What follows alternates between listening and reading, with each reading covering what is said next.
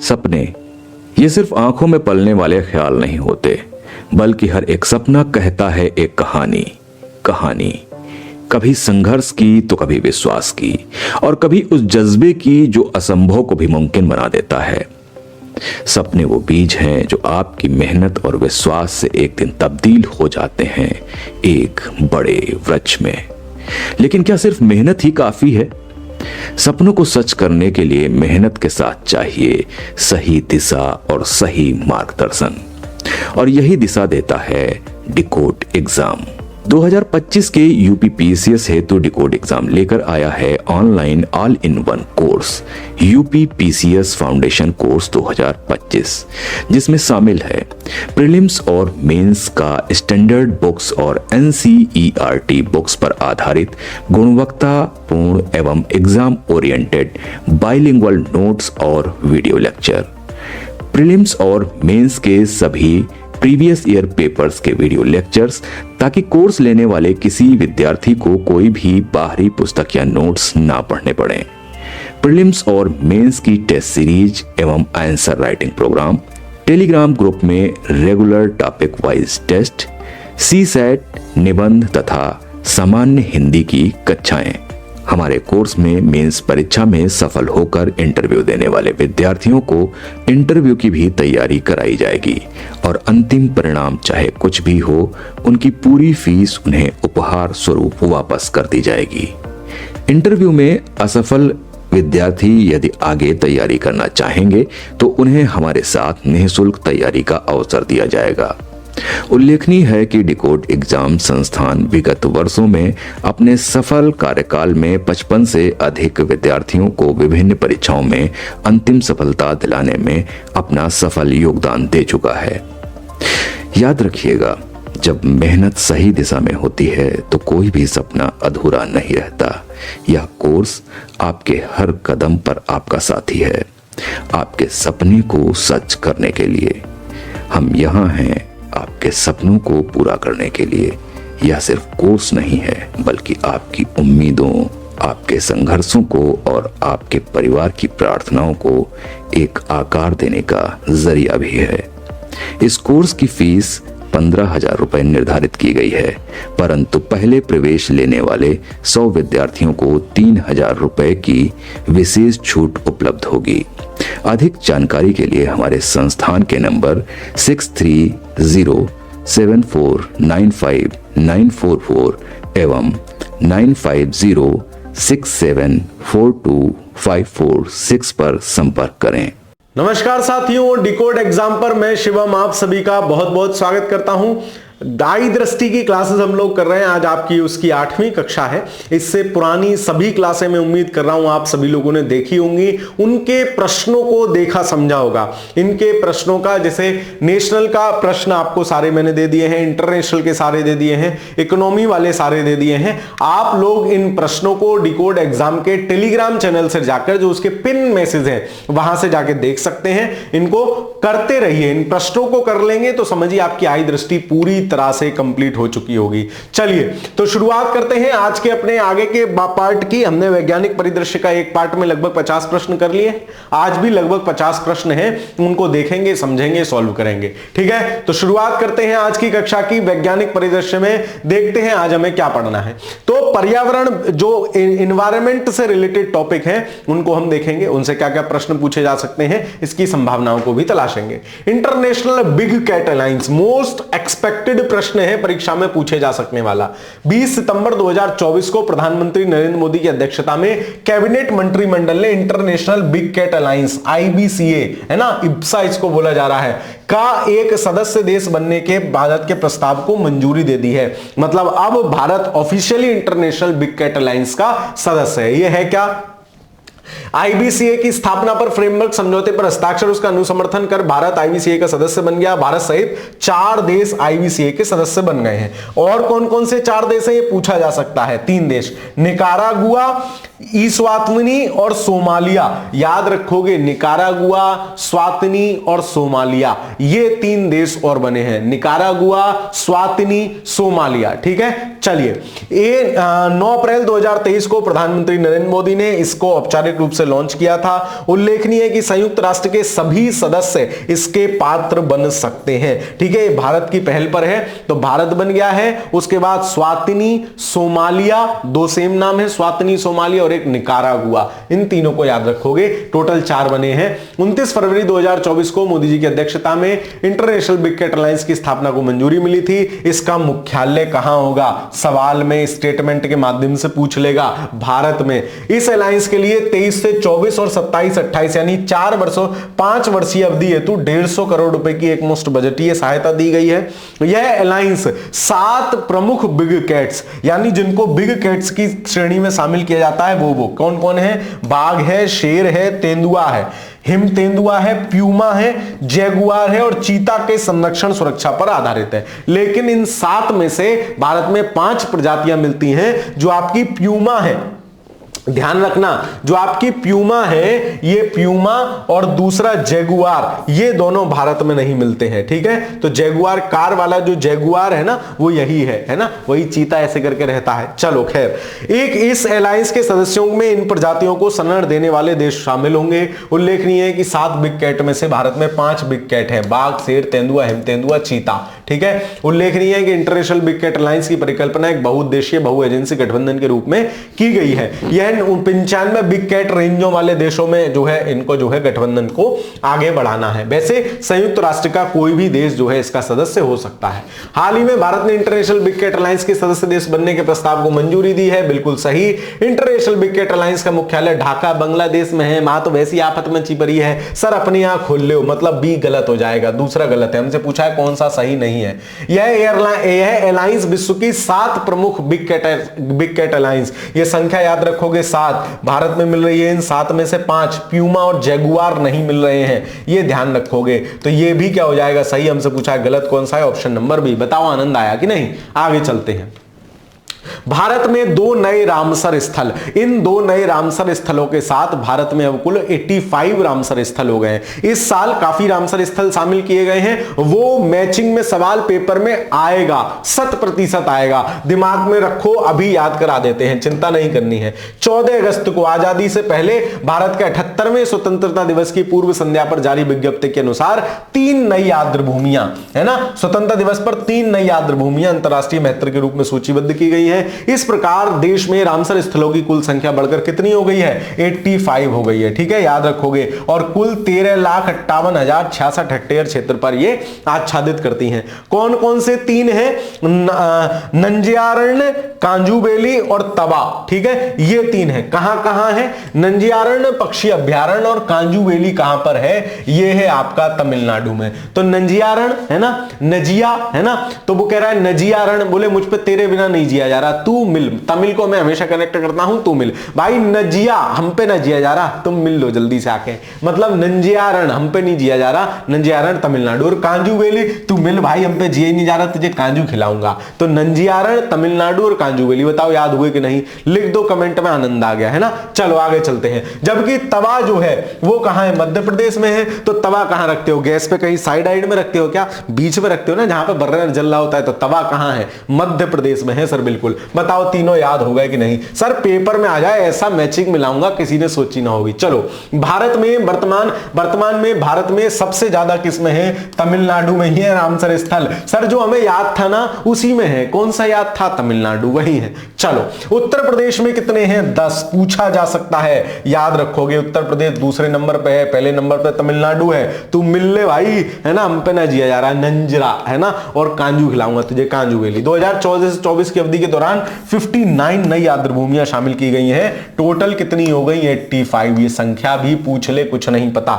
नंजियारण्य पक्षी अभ्यारण्य क्या है, यह एक मीठे पानी की झील है। कैसी झील है, मीठे पानी की, जो तमिलनाडु के तिरुपर जिले में है। इस झील का नामकरण कई सदियों पूर्व इस क्षेत्र में शासन करने वाले राजा नंजियारण के नाम पर किया गया, जिन्होंने इस झील को मरम्मत और जीर्णोद्धार कराया। ठीक है, चलिए। इसकी समृद्ध पक्षी विविधता के कारण इस झील को तमिलनाडु का 17वां पक्षी अभ्यारण्य भी घोषित किया गया है। कांजूबेली क्या है, यह 2021 में 16वां पक्षी अभ्यारण्य घोषित किया गया था तमिलनाडु के लिए। यह स्थल प्रायद्वीपीय भारत में खारे पानी की दूसरी सबसे बड़ी झील है। अब ध्यान रखना, कांजू काजू नमक वाले खाते हो ना, कांजू, ओहो सर रोस्टेड काजू इतने बढ़िया लगते हैं। तो कांजू वाली कैसी है, वो नमक के पानी की झील है, मतलब खारे पानी की झील है। और नंजियारण कैसी है, वो सर मीठे पानी की झील है। चलो हो गया यार। यह विलुपुरम जिले के कोरोमंडल तट पर है। यह झील उत्पल्लू क्रीक और इदिया, ये सब हमें कुछ नहीं करना है, बंगाल की खाड़ी से जुड़ी हुई है, ध्यान रखना।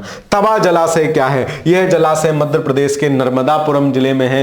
तवा तो मध्य में ही रखा जाएगा, ठीक है। और यह निर्माण तवा और देनवा नदियों पर है। और तवा किसकी सहायक नदी है, तवा नर्मदा की सहायक नदी है। सवाल पूछ लेगा, ज्योग्राफी वाले मास्टर चीखेंगे, हमारा सवाल है, हम तो खुश होंगे कि हमने तो करंट भी पढ़ाया था, ज्योग्राफी भी पढ़ाई थी, हमारा सवाल है। चलो फिर ज्ञातव्य है कि तवा जलाशय एक मानव निर्मित आर्द्र भूमि है, ये ध्यान रखना। मुख्यतः सिंचाई के उद्देश्य से निर्माण किया गया है। यह जलाशय सतपुड़ा बाघ अभ्यारण्य के अंतर्गत आता है। उल्लेखनीय है कि तवा जलाशय मध्य प्रदेश में स्थित सबसे बड़ा संरक्षित क्षेत्र है। उल्लेखनीय है कि इसके पूर्व 5 जून 2024 को विश्व पर्यावरण दिवस के अवसर पर, इसी 2024 में, आजादी से पहले, ठीक है, मतलब 2 नई भारत की आर्द्र भूमियों को भी नकटी अभ्यारण्य और नागी अभ्यारण्य को अंतरराष्ट्रीय महत्व की आर्द्र भूमियों के रूप में शामिल किया गया था। ये कहां है भाई, नकटी नागी, तो ये दोनों कहां हैं, दोनों बिहार में है भाई, नकटी नागी। और बिहार में भी कहां है, जमुई जिले में है भाई, याद रखना।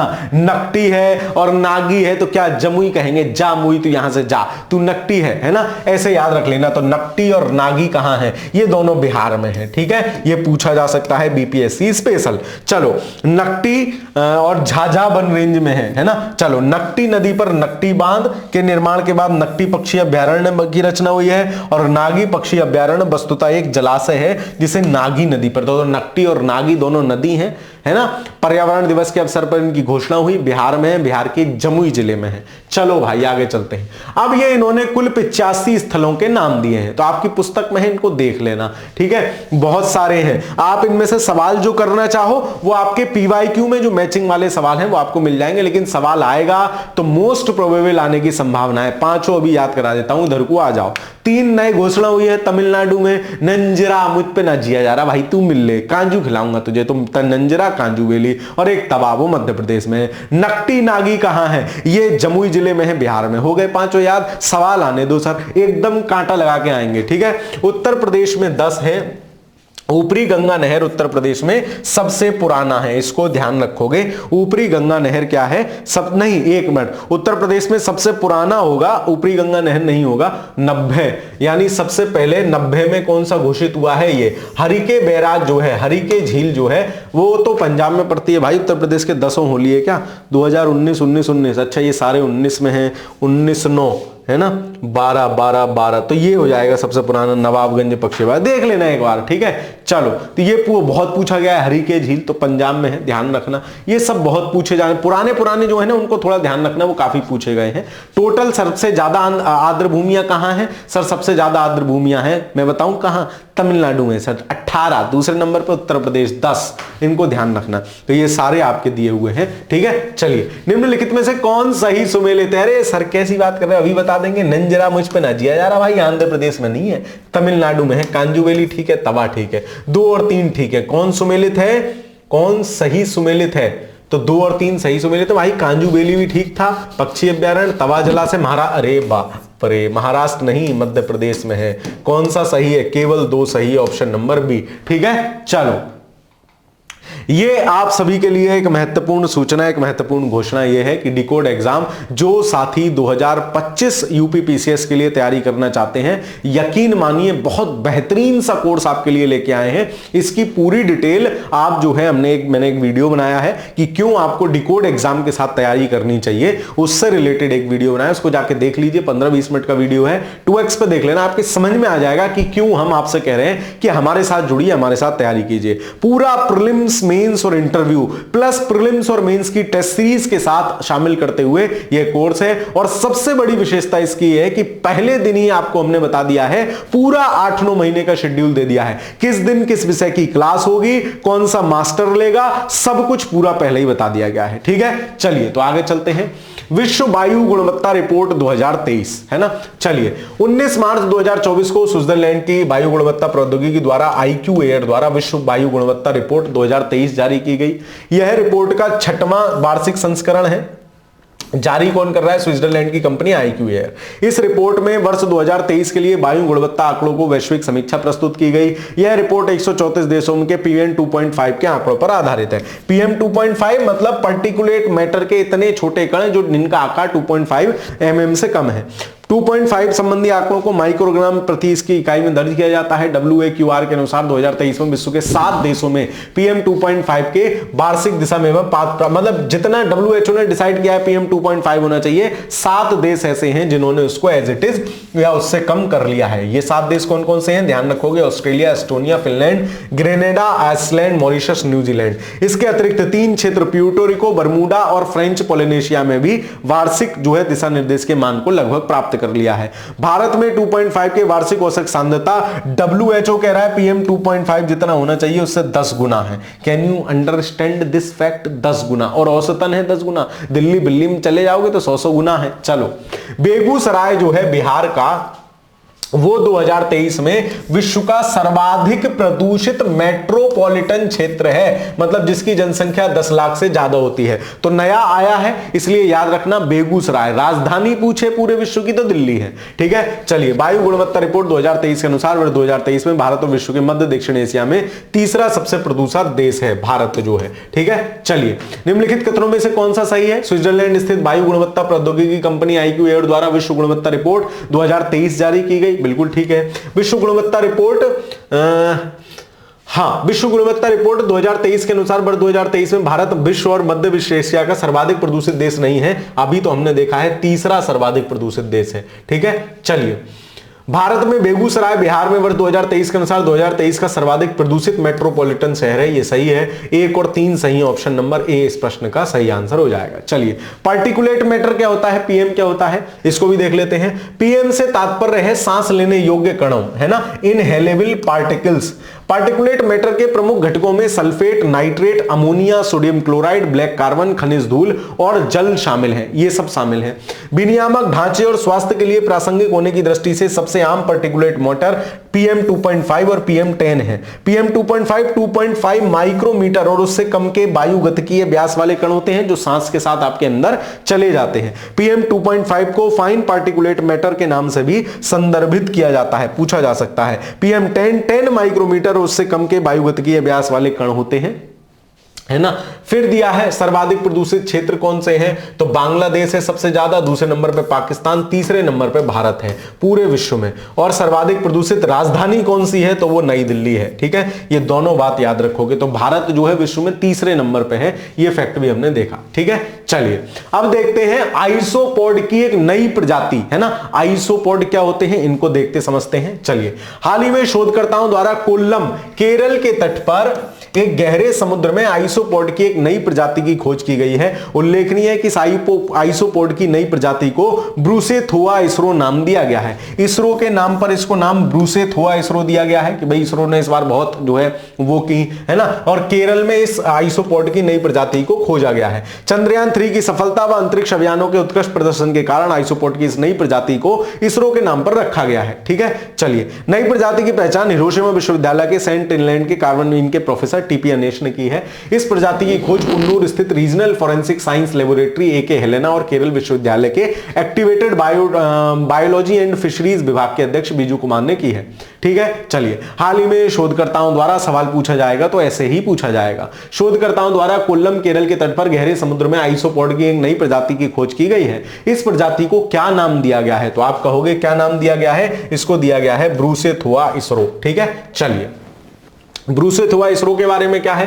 ब्रूसेथोआ इसरो भारत में पाई जाने वाली ब्रूसेथोआ जीनस की दूसरी प्रजाति है। यह नई प्रजाति स्पाइनिजा ग्रीनाई नामक समुद्री मछली के गिल गुहा में अंदर पाई जाती है। ठीक है, चलिए, ब्रूसेथोआ इसरो प्रजाति की मादाएं नर की अपेक्षा बड़ी होती हैं और मादाओं का साइज इतना होता है, नर का साइज इतना होता है। आइसोपोड है क्या? इसको समझिए। आइसोपोड अकशेरुकीय बिना रीढ़ की हड्डी वाले जानवरों अर्थात जीवों का एक समूह होता है। तो आपसे पूछ सकता है कैसे हैं? अकशेरुकीय है। ठीक है, चलिए, इससे संबंधित इसमें केकड़ा और झींगा मछली आते हैं, उसी ग्रुप से संबंधित है, क्रस्टेशियंस से। ठीक है, चलिए वैज्ञानिकों का अनुमान है विश्व में आइसोपॉड की लगभग 10,000 प्रजातियां हैं। आइसोपॉड पहाड़ों और रेगिस्तानों से लेकर गहरे समुद्र में कई अलग अलग प्रकार के आवासों में निवास करते हैं। वे विश्व भर में विस्तृत हैं। आइसोपॉड की ज्ञात प्रजातियों में से लगभग आधी प्रजातियां समुद्र में ही निवास करती हैं। कुछ आइसोपॉड प्रजातियां स्वतंत्र रूप से रहती हैं, जबकि कुछ समुद्री प्रजातियां परजीवी व्यवहार प्रदर्शित करती हैं जो जीविका के लिए अन्य जानवरों पर निर्भर रहते हैं। ठीक है, चलिए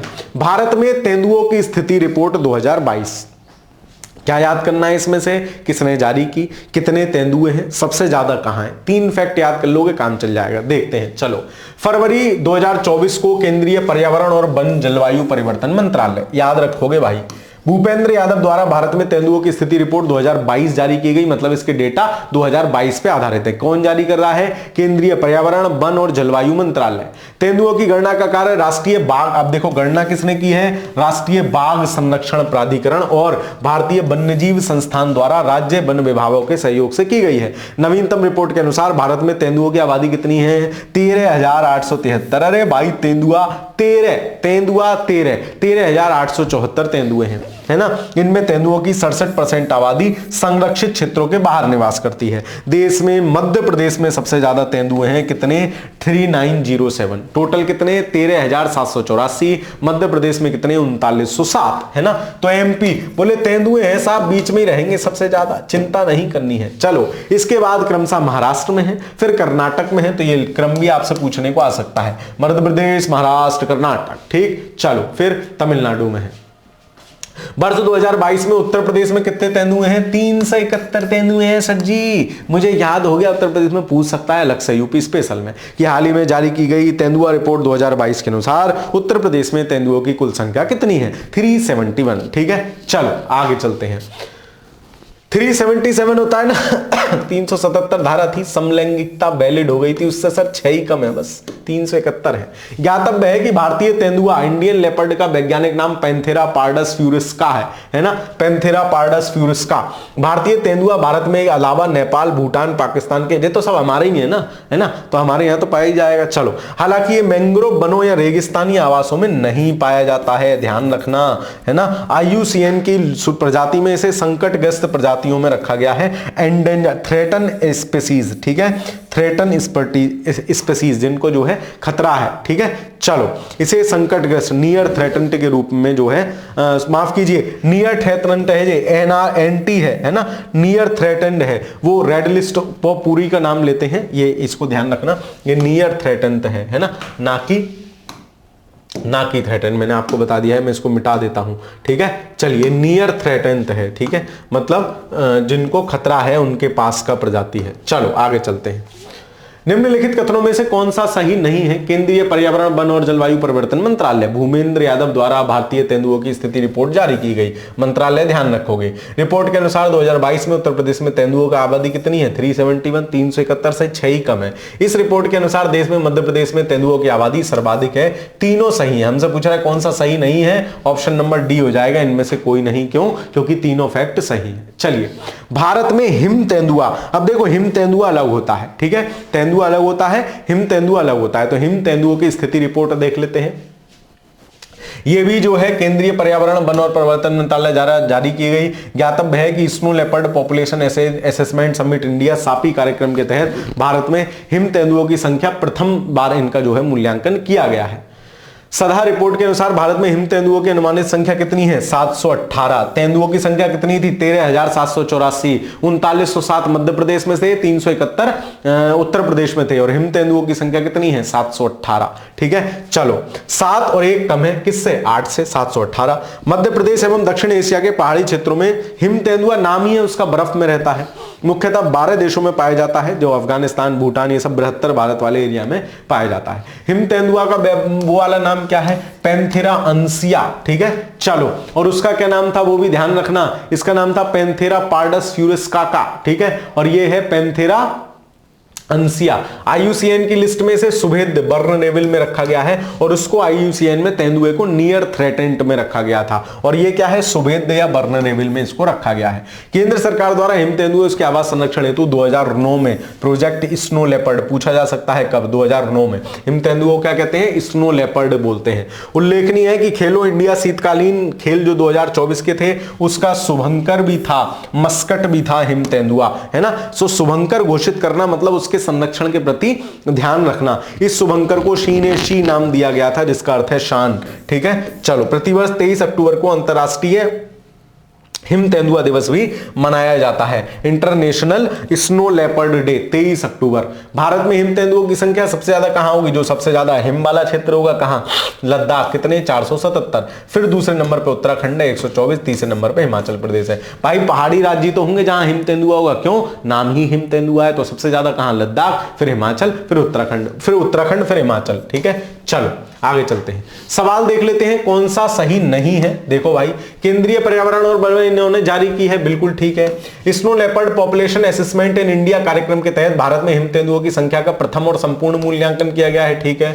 रिपोर्ट के अनुसार देश में सर्वाधिक हिम तेंदुए उत्तराखंड में है क्या, कहां है, दूसरे नंबर पर है उत्तराखंड, तो पहले नंबर पर कौन है, पहले नंबर पर है लद्दाख, ठीक है। लद्दाख में सबसे ज्यादा है, ऑप्शन नंबर ए यानी 3 जो है वो गलत है, तो कौन सा सही नहीं है, केवल 3 हमसे पूछा है कौन सा सही नहीं है। चलिए, बर्नीहाट भारत का सबसे प्रदूषित शहर, ये किस रिपोर्ट के आधार पर, इसको भी देखते हैं। चलिए, जनवरी 2024 में एक स्वतंत्र अनुसंधान संगठन CREA, सेंटर फॉर रिसर्च और एनर्जी एंड क्लीन एयर, अब देखो ये सेरा की रिपोर्ट है और जो IQ एयर वाली रिपोर्ट है उसमें सबसे प्रदूषित शहर कौन है, मेट्रोपॉलिटन बेगूसराय, तो कंफ्यूज नहीं होना है, ठीक है। चलिए, इसके बाद ट्रेसिंग दी हेजी एयर, है ना, हेजी एयर के नाम से रिपोर्ट जारी की गई है, ट्रेसिंग दी हेजी एयर, और ये किसने जारी की है, सेरा ने। इस रिपोर्ट में वायु प्रदूषण के स्तर में कटौती करने में राष्ट्रीय स्वच्छ वायु कार्यक्रम, नेशनल क्लीन एयर प्रोग्राम जो आपका है NCAP के कार्यान्वयन और प्रगति का आकलन जारी कर रहा है, कौन कर रहा है, सेरा। इस रिपोर्ट में ऐसे 227 शहर शामिल किए गए हैं जिनमें वर्ष 2023 में 75% से अधिक दिनों में वायु गुणवत्ता संबंधी आंकड़े उपलब्ध हो पाए। इस रिपोर्ट के अनुसार PM10 के स्तरों के संदर्भ में बर्नीहाट मेघालय जो है वो भारत का सबसे प्रदूषित शहर है। किस रिपोर्ट के अनुसार, सेरा की tracing the hazy air report के अनुसार बर्नीहाट मेघालय का सबसे प्रदूषित शहर है, जबकि IQ एयर जो इंटरनेशनली रिपोर्ट जारी होती है उसके अनुसार बेगूसराय बिहार का जो है वो मेट्रोपॉलिटन सिटी है, वो सबसे ज्यादा है। याद करो, तेंदुओं की कुल संख्या 13,784, सबसे ज्यादा मध्य प्रदेश 3907, उसके बाद उत्तर प्रदेश में कितने, 371। स्नो लेपर्डों की संख्या कितनी है, 718, सबसे ज्यादा लद्दाख 477। डेटा याद हुआ कि नहीं, आगे चलते हैं। बर्नीहाट में PM10 की वार्षिक सांद्रता इतनी थी, वर्ष 2023 में PM10 की सांद्रता 50 सबसे शहरों में बिहार के सबसे ज्यादा शहर थे, शहर ये भी बिहार के ही सबसे ज्यादा कह रहा है। उसके बाद हरियाणा, राजस्थान, इसके संदर्भ में 50 उत्तर प्रदेश के 7 शहर हैं। दिल्ली वाले सारे होंगे, ग्रेटर नोएडा, गाजियाबाद, मेरठ, मुजफ्फरनगर, बागपत, बुलंदशहर, ये सारे दिल्ली के आसपास के क्षेत्र हैं। PM2.5 सांद्रता में भी बर्नीहाट जो है सर्वाधिक प्रदूषित है, 10 में भी, 2.5 में भी। बर्नीहाट 2.5 में औसत सांद्रता इतनी है, ठीक है। तो दिए हैं 5 सबसे प्रदूषित शहर, बर्नीहाट दूसरे नंबर पे, इसमें भी बेगूसराय है, ध्यान रखना, ठीक है। चलिए, और 3 प्रदूषित शहर कौन से हैं, PM10 और PM2.5 के आधार पर ये दोनों भी सेम है। चलिए, निम्नलिखित कथनों में कौन सा सही है। हाल ही में नीति आयोग द्वारा ट्रेसिंग द हेजी एयर, मैं बार बार कह रहा हूं सेरा कर रहा है, सेरा बेटा रिपोर्ट दे दो, तो वो रिपोर्ट दे रहा है ना कि नीति आयोग, पहला गलत हो जाएगा, है ना। तो जिनमें पहला है वो वैसे ही काट दो। फिर इस रिपोर्ट के अनुसार PM10 स्तरों के संदर्भ में नोएडा उत्तर प्रदेश 2023 में सर्वाधिक प्रदूषित शहर है, तो नोएडा नहीं है ना, नोएडा नहीं है, ग्रेटर नोएडा था, हमने देखा था उत्तर प्रदेश का ग्रेटर नोएडा है, ना कि नोएडा, दोनों अलग अलग है। तो इसलिए इसमें क्या हो जाएगा, कौन सा सही है, ना तो 1 ना 2, दीदी कोई सा सही ना है, ना 1 है ना 2 है। आगे चलते हैं। भारत का पहला डार्क स्काई पार्क, ये क्या है, जनवरी 2024 में पेंच बाघ अभ्यारण्य जो है, पेंच टाइगर रिजर्व जो है को भारत का पहला डार्क स्काई पार्क घोषित किया गया। पेंच बाघ अभ्यारण्य आपसे पूछा जा सकता है कहां है, तो पेंच बिल्कुल बीच में लगेगा ना, तो मध्य प्रदेश और महाराष्ट्र के बीच में लगा हुआ है पेंच, ठीक है। चलो, इस अभ्यारण्य को दर्जा प्रदान करने का उद्देश्य वहां प्रकाश प्रदूषण, लाइट पॉल्यूशन भी होता है, की समस्या से निपटना और खगोल विज्ञान के प्रति रुचि रखने वाले लोगों के लिए लिए एक इष्टतम वातावरण सर्जित करना। ये होता क्या है dark sky park? Dark sky park होते हैं नाइट में जो है खगोलीय जो पिंड है उनके अवलोकन के लिए स्थान बनाया जाता है। लद्दाख के हिमिस में भी एक बनाया जा रहा है, वो भी कंप्लीट नहीं हुआ है। वो पूरे विश्व का सबसे बड़ा डार्क स्काई पार्क होगा आने वाले समय में। खैर, अभी जो घोषित किया गया है वो पेंच जो अभ्यारण्य है, बाघ अभ्यारण्य, वहां घोषित किया गया है। ज्ञातव्य है कि पेंच बाघ अभ्यारण्य एक रात्रिय वेधशाला स्थापित की गई है और यहां एक विशिष्ट क्षेत्र को तारा अवलोकन के लिए निर्दिष्ट किया गया है। ठीक है, चलिए, स्पष्ट है कि उपयुक्त पहलों के माध्यम से पेंच अभ्यारण्य देश भर में खगोल विज्ञान में रुचि रखने वाले व्यक्तियों के लिए शिक्षा और अनुसंधान में सहायक सिद्ध होगा।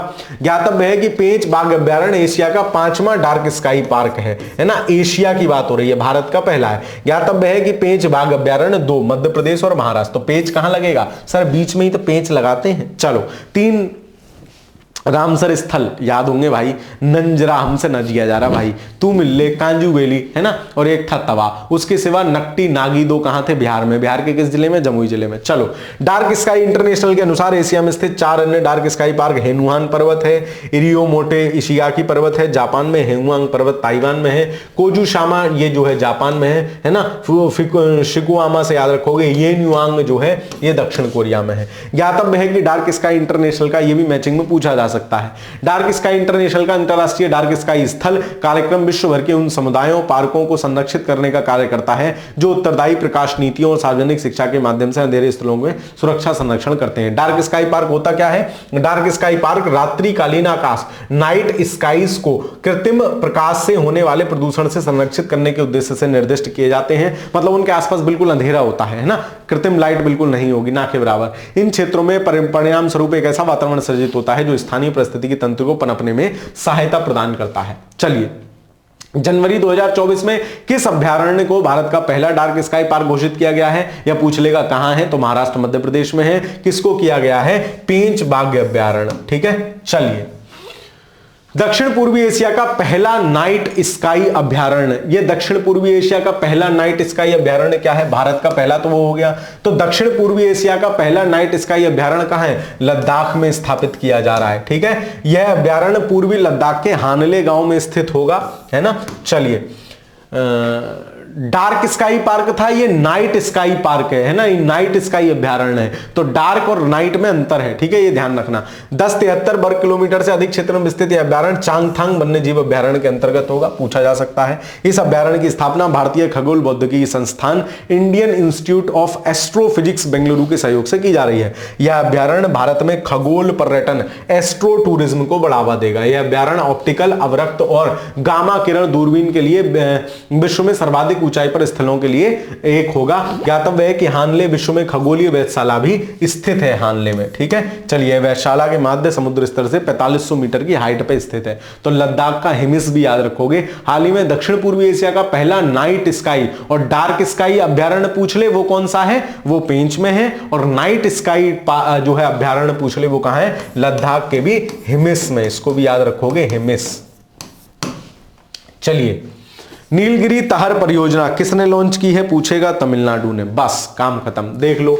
12 अक्टूबर 2023 को तमिलनाडु के मुख्यमंत्री एम.के. स्टालिन ने नीलगिरी तहर परियोजना को लॉन्च किया। वैसे भी घटना पुरानी हो गई, लेकिन फिर भी ध्यान रहना। ज्ञातव्य है कि 28 दिसंबर 2022 को तमिलनाडु ने अपने राजकीय पशु नीलगिरी तहर के संरक्षण के लिए नीलगिरी तहर परियोजना को मंजूरी प्रदान की थी। भारत में इस प्रकार की पहली कोई परियोजना है। इस परियोजना को 5 वर्षों की अवधि हेतु लागू किया जाएगा। नीलगिरी तहर के संरक्षण की आवश्यकता के बारे में जागरूकता पैदा करने के लिए प्रतिवर्ष 7 अक्टूबर को नीलगिरी तहर दिवस मनाया जाता है। याद करो, 23 अक्टूबर को स्नो लेपर्ड डे मनाया जा रहा था। स्नो लेपर्डों की संख्या कितनी? 718, सबसे ज्यादा लद्दाख में। चलो भाई, नीलगिरी तहर पर्वतीय क्षेत्रों में पाया जाने वाला एक खुददार जानवर है ना। IUCN की रेड लिस्ट में से संकटग्रस्त, एंडेंजर्ड रखा गया है। याद करो, हिम तेंदुआ किसमें था? वल्नरेबल में था, सुवेद्य में था। और तेंदुआ किसमें था? नियर थ्रेटेंड में था। और ये किसमें है? क्या कहते हैं? नीलगिरी तहर, ये है आपके एंडेंजर्ड या संकटग्रस्त में। ठीक है, सवाल देख लेते हैं कौन सा सही है। तमिलनाडु के मुख्यमंत्री एम.के. स्टालिन ने नीलगिरी तहर को लॉन्च किया। यह भारत में इस प्रकार की पहली परियोजना है। दीदी दोनों सही है, ऑप्शन नंबर सी। आगे चलते हैं।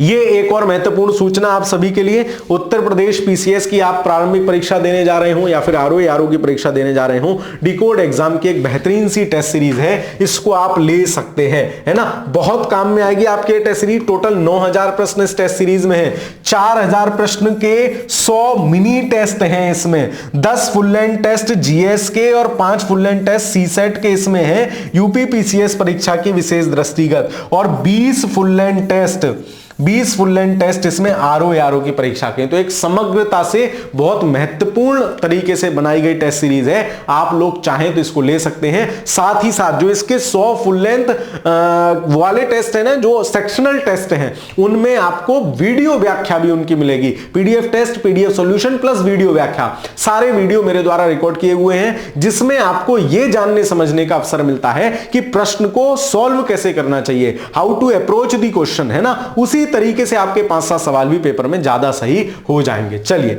अब अपन देखते हैं रक्षा विज्ञान से संबंधित महत्वपूर्ण क्या क्या घटनाएं हो रही हैं, उनको देखते समझते हैं। जोरावर हल्का युद्ध टैंक, आपसे यही पूछ लेगा जोरावर क्या है। सर जोरावर तो मेरे डॉगी का नाम है। नहीं भाई, हल्का युद्ध पोत है, ये युद्धक टैंक है। ये क्या होते हैं युद्धक टैंक, इनको देखते समझते हैं। 13 सितंबर 2024 को रक्षा अनुसंधान एवं विकास संगठन डीआरडीओ द्वारा भारत के हल्के टैंक का विकासात्मक फील्ड फायरिंग परीक्षण सफलतापूर्वक संपन्न किया गया। भारत के इस हल्के टैंक को जोरावर नाम दिया गया है। क्या नाम दिया गया है? जोरावर। ठीक है, इस टैंक का नामकरण 19वीं शताब्दी के डोगरा जनरल जोरावर सिंह के नाम पर किया गया है। देखो, रक्षा से रिलेटेड जो भी मैक्सिमम उपकरण बनाता है ना, वो कौन बनाता है? डीआरडीओ बनाता है। ठीक है, चलिए, इस टैंक का नामकरण डोगरा इस पे किया गया है। जोरावर सिंह ने लद्दाख और इनमें जो है सेना में बढ़िया अभियान संचालित किए थे। आपको याद रखना है कि जोरावर है क्या, तो ये युद्धक टैंक है। बनाया किसने? इसरो ने। एलएनटी, लॉर्सन एंड टूब्रो, एलएनटी बड़ी कंपनी है, उसके सहयोग से जो है बना है। ठीक है, चलिए, उसके सहयोग से वाहन अनुसंधान और विकास संस्थापन ने किया है। ज्ञातव्य है कि कर्व जो है डीआरडीओ की एक इकाई है ना। चलिए, जोरावर टैंक को पहाड़ी क्षेत्रों में, मतलब कहीं भी ले जा सकते हैं जोरावर को, चल रहे जोरावर, पहाड़ों में कूदेंगे। ठीक है, वहां डिजाइन किया जा सकता है। 25 टन वजनी है, पहला ऐसा टैंक है। 2 वर्षों में जो है इसे तैयार कर लिया। इस हल्के टैंक का परिवहन वायु मार्ग से भी किया जा सकता है। सर जी माउंट एवरेस्ट पे ले जाना, अभी चलने बेटे जोरावर, माउंट एवरेस्ट पे हवाई जहाज से जाएगा, वहीं टिक जाएगा। ओहो हो, वहीं से ही धूधाएं होगी। चलो, कौन सा सही नहीं है अभी बता देंगे, कौन सा सही नहीं है। हाल ही में रक्षा अनुसंधान विकास संगठन डीआरडीओ द्वारा भारत के हल्के टैंक जोरावर का विकासात्मक फील्ड फायरिंग परीक्षण किया गया है। बिल्कुल ठीक, 25 टन वजनी। ये याद रखो कि जोरावर देश का पहला टैंक है जिसे 2 वर्षों में ही तैयार कर लिया गया। दोनों सही हैं, कौन सा सही नहीं है? ना तो एक ना दो, दोनों सही है भाई साहब। चलो आगे अगली घटना देखते हैं। BLSRSAM का सफल परीक्षण ये है क्या, पहले ये देख लो। ये क्या है? BLSRM vertical launch short ranging surface to air missile. मतलब सतह पे खड़ी है, हवा में कोई आदमी आ गया, हवा में कोई मिसाइल आ गई, इसे निपटाना है, धूम निपट गई। मतलब क्या है? वर्टिकल लॉन्च यानी ऊर्ध्वाधर लॉन्च करने वाली short range surface air to जो है सरफेस टू एयर मिसाइल। ठीक है, अब देखते हैं। तो डीआरडीओ ने नौसेना के लिए एक VRSLRM के एक के बाद एक बड़े 2 उड़ान परीक्षण मतलब कर लिए। 12 सितंबर को ओडिशा के चांदीपुर में जो है इसका उड़ान परीक्षण संपादित किया गया था। यह परीक्षण भूमि आधारित था। इस मिशन के तहत मिसाइल ने कम ऊंचाई पर तेज गति से उड़ रहे एक हवाई जहाज को लक्ष्य, तू उड़ रहा भाई कहां का? पाकिस्तान का। अभी कर देते हैं ठाए ठाए। चलो, इस मिशन के तहत इस मिसाइल ने उड़ा दिया। BLSRSAM को लगातार दूसरा सफल परीक्षण 13 सितंबर को हमने कर लिया। ठीक है, इस मिशन के तहत इस मिसाइल ने उच्च गति वाले हवाई जहाज को लक्ष्य अवरोधन कर लक्ष्यों को बेअसर करने में अपनी सटीकता का प्रदर्शन किया। उल्लेखनीय है कि BLSRSAM का पूर्ण रूप ऊर्ध्वाधर प्रक्षेपित की जाने वाली लघु दूरी की सतह से हवा में मार मिसाइल है। तो इसका पूरा आपसे पूछ सकता है BLSRM, तो वर्टिकल लॉन्च है ना, vertical launch short range surface to air missile, ऐसे याद रख लेना। BRSLRM एक पोत से दागी जा सकने वाली हथियार प्रणाली है जिसका उद्देश्य निकट दूरी पर विभिन्न हवाई खतरों को बेअसर करना है। हाल ही में रक्षा अनुसंधान एवं विकास संगठन डीआरडीओ और किसके द्वारा BLSRM मिसाइल के एक के बाद एक 2 उड़ान परीक्षण जो है सफलतापूर्वक संपन्न किए गए हैं। तो कौन करेगा भाई, कौन करेगा? बताओ, जल्दी बताओ, कौन करेगा? नौसेना कर रही है, क्योंकि थल से परीक्षण किए गए हैं इसलिए। ठीक है, जमीन पर कौन रहती है? नौसेना, उसी ने परीक्षण किया है। चलिए, ऑप्शन नंबर बी। मालपे और मुल्की मालपुआ नहीं है, ये मालपे है।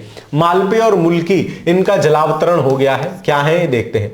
9 सितंबर 2024 को ASWSWC anti submarine warfare shallow water craft परियोजना के चौथे और पांचवें पोतों मालपी और मुल्की कोच्चि में जलावतरण कर दिया गया। ये पनडुब्बियां हैं, बेसिकली पानी में डूबी रहती हैं, दुश्मन की मिसाइल को फोड़ देती हैं। उल्लेखनीय है कि इस परियोजना की सभी पोत, ये पोत हैं बेसिकली, मालपे और मुल्की पोत है, माफ कीजिएगा, ठीक है। चलिए चौथे और पांचवें पोत, ठीक है। चलिए पोतों को कोचीन शिपयार्ड लिमिटेड द्वारा निर्मित किया गया है, CSL ने बनाया है। ध्यातव्य है कि 30 अप्रैल 2019 को केंद्रीय रक्षा मंत्रालय ने कोचीन शिपयार्ड लिमिटेड के मध्य पनडुब्बी रोधी युद्ध क्षमता वाले और उथले जल में संचलन करने में सक्षम 8 पोतों के निर्माण हेतु अनुबंध पर हस्ताक्षर किए थे। पनडुब्बी रोधी युद्धक मतलब जिनको पनडुब्बी भी पता चल जाए कहां है, उसको भी निपटा दें, ठीक है। चलो इस श्रेणी के पोतों में माहे श्रेणी के पोतों के नाम से जाना जाता है ना। इसमें मालपे और मुल्की दो आ गए हैं। इस श्रेणी के पोत स्वदेशी रूप से विकसित हैं, ठीक है। ये पोत तटीय जलों में पनडुब्बी रोधी अभियानों को संचालित करने में सक्षम होंगे। साथ ही ये पोत कम तीव्रता के समुद्री संचालनों और खदान बिछाने के संचालनों में भी सक्षम होंगे। माहे श्रेणी के ASWSWC पोतों के नाम भारत के रणनीतिक महत्व के बंदरगाहों के नाम पर किए गए हैं। ज्ञातव्य है कि इस परियोजना के प्रथम 3 पोत कौन कौन से थे, माहे, मालवन और मांगरोल। इनको पिछली साल ही जो है संपन्न हो गया था, नवंबर 2023 में। और मालपे, ये 2 मालपे और मुल्की इस बार शामिल हो गए, है ना। माहे श्रेणी के पोत अधिकतम 25 नॉट की गति से चल सकते हैं। साथ ही ये पोत 80% से अधिक स्वदेशी सामग्री से निर्मित है। सवाल देख लीजिए, हाल ही में anti submarine warfare shallow bottle craft, है ना, ये ASW नहीं है, AWS है ना, इनको शामिल किया गया है। पहले और दूसरे पोत मालपे और मुल्की पहले और दूसरे हैं क्या, ये तो लास्ट है, चौथे और पांचवें हैं। 3 पहले आ गए, कौन कौन से पहले आ गए, 3 ये हैं, माहे, मालवन और मांगरोल, ये तीनों पहले आ गए, ये चौथे और पांचवें हैं, तो वैसे गलत हो जाएगा। इस परियोजना के सभी पोतों को कोचीन शिपयार्ड लिमिटेड द्वारा विकसित किया गया है, ये बिल्कुल सही है, केवल 2 हो जाएगा, ऑप्शन नंबर बी इस प्रश्न का सही उत्तर होगा। अग्नि 4 का सफल परीक्षण, अग्नि क्या है देख लो। 6 सितंबर 2024 को ओडिशा के चांदीपुर स्थित एकीकृत परीक्षण रेंज से अग्नि 4 मिसाइल का सफल प्रक्षेपण किया गया। मिसाइल है यह परीक्षण सामरिक बल कमान, स्ट्रेटेजिक फोर्सेस कमांड के तत्वावधान में आयोजित किया गया था। उल्लेखनीय है कि अग्नि 4 क्या है, मध्यम दूरी की बैलिस्टिक मिसाइल है ना, इंटरमीडिएट रेंज बैलिस्टिक मिसाइल है, ठीक है। स्वदेशी तकनीक से विकसित अग्नि 4 मिसाइल की लंबाई 20 मीटर तथा जो स्वदेशी है पूरी तरह से अग्नि 4, सतह से सतह, तो अग्नि आपको ये याद रखना, अग्नि कहां से, तुम आग का गोला फेंक के मार रहे हो तो कहां से मारोगे, जमीन पे आग जल रही है ऐसे करके उछाल दोगे, तो अग्नि भी वही है, सतह से सतह पे मार करने वाली, दिमाग में रखना। ये पूछा जाता है कौन सी मिसाइल कहां से कहां पर मिसाइल करने वाली है, ठीक है। यह मिसाइल ठोस ईंधन प्रौद्योगिकी द्वारा संचालित होती है। यह मिसाइल अत्याधुनिक उड़ान प्रणाली, है ना, और 5वीं पीढ़ी की कंप्यूटर प्रणाली से सुसज्जित होगी, है ना। ये ring laser gyro based interior navigation system, rings जो है, रिंग्स और micro navigation system, MINGS, rings और मिंग्स इस मिसाइल के लक्ष्य की सटीकता भेजने में मदद करते हैं। मिसाइल में संलग्न पुनर्प्रवेश ऊर्जा कवच इसे 4000 डिग्री सेंटीग्रेड का तापमान सहने में भी सक्षम बनाता है, और इसके अंदर का तापमान 50 डिग्री सेंटीग्रेड से कम रहे, ऐसी भी व्यवस्था है। ज्ञातव्य हो कि अग्नि भारत द्वारा विकसित मध्यम से अंतर महाद्वीपीय रेंज की बैलिस्टिक मिसाइल की एक श्रृंखला है, ठीक है। चलिए, अग्नि श्रृंखला की समस्त मिसाइलें सतह से सतह पर मार करने वाली मिसाइल है, ये प्रश्न आपसे स्पेशली पूछा जा सकता है। सवाल देख लेते हैं क्या, अग्नि 1 का सफल परीक्षण 7 दिसंबर 2023 को ओडिशा के तट पर APJ अब्दुल कलाम से अग्नि 1 मिसाइल का सफल परीक्षण हुआ था। यह प्रयोक्ता परीक्षण सामरिक बल कमान, स्ट्रेटेजिक फोर्स कमांड के तत्वावधान में हुआ। चलिए, और लघु दूरी की बैलिस्टिक मिसाइल, 2 बातें याद रखना, लघु दूरी की बैलिस्टिक मिसाइल है, मध्यम, या अग्नि 4 तो मध्यम वाली है ना, मध्यम दूरी की बैलिस्टिक मिसाइल है। निम्नलिखित कथनों में से कौन सा सही नहीं है। सितंबर 2024 को ओडिशा के चांदीपुर से जो है इसका सफल परीक्षण किया गया। अग्नि 4 मध्यम दूरी की बैलिस्टिक मिसाइल है, बिल्कुल ठीक है। यह हवा से हवा, हवा से सतह से हवा में तो है ही नहीं, सतह से सतह पे मार करने वाली है, तो 1 और 2 सही है, कौन सा गलत है, केवल 3 गलत है। यही आपसे पूछ लेगा, यही आपकी जनरल नॉलेज चेक हो जाएगी, आप कितना पढ़ते समझते हो कि आपने सतह से हवा में मारा था या हवा से सतह में मारा था। सर गलती हो गई, गलती करने से कुछ नहीं होगा बेटा, सवाल का हल करने से हल होगा, ऑप्शन नंबर सी। आगे चलते हैं। समुद्र प्रताप प्रदूषण नियंत्रण पोत, ये नई आइटम बन गई। समुद्र प्रताप क्या है?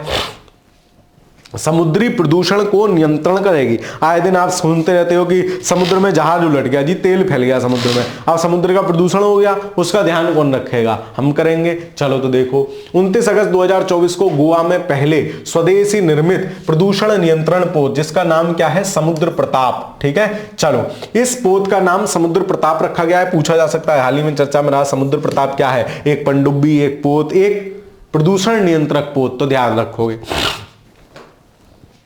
इस पोत का निर्माण गोवा शिपयार्ड लिमिटेड द्वारा भारतीय तटरक्षक बल हेतु किया गया है। किसके लिए किया गया है? गोवा शिपयार्ड लिमिटेड ने भारतीय तटरक्षक बल। और क्या समुद्र में कौन उतरेगा? थल सेना उतरेगी कि भारतीय तटरक्षक बल ही उतरेगा? भाई यह पोत देश के समुद्री तटों पर तेल रिसाव की घटनाओं का पता लगाने और रोकने में मदद करेगा। कोई कहीं भी तेल नहीं फैला सकेगा। ठीक है, चलो ये सही है। उल्लेखनीय है कि इस पोत की लंबाई इतनी, चौड़ाई इतनी और क्षमता इतनी है। चलो, अगस्त 2024 में गोवा शिपयार्ड लिमिटेड, याद रखोगे गोवा शिपयार्ड लिमिटेड ने बनाया है पहले स्वदेश निर्मित प्रदूषण नियंत्रण पोत समुद्र प्रताप का जलावतरण कहां किया गया है? लो भाई, जलावतरण पूछ लिया कहां किया गया है, तो जलावतरण संपन्न हुआ कहां हुआ?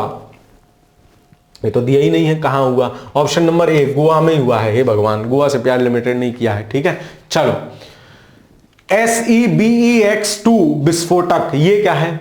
इकोनॉमिक एक्सप्लोसिव लिमिटेड है ना, द्वारा एक नए विस्फोटक का विकास किया गया है, बम फोड़ने वाले आइटम का। इस विस्फोटक एक्सप्लोसिव का नाम है SEBEX2।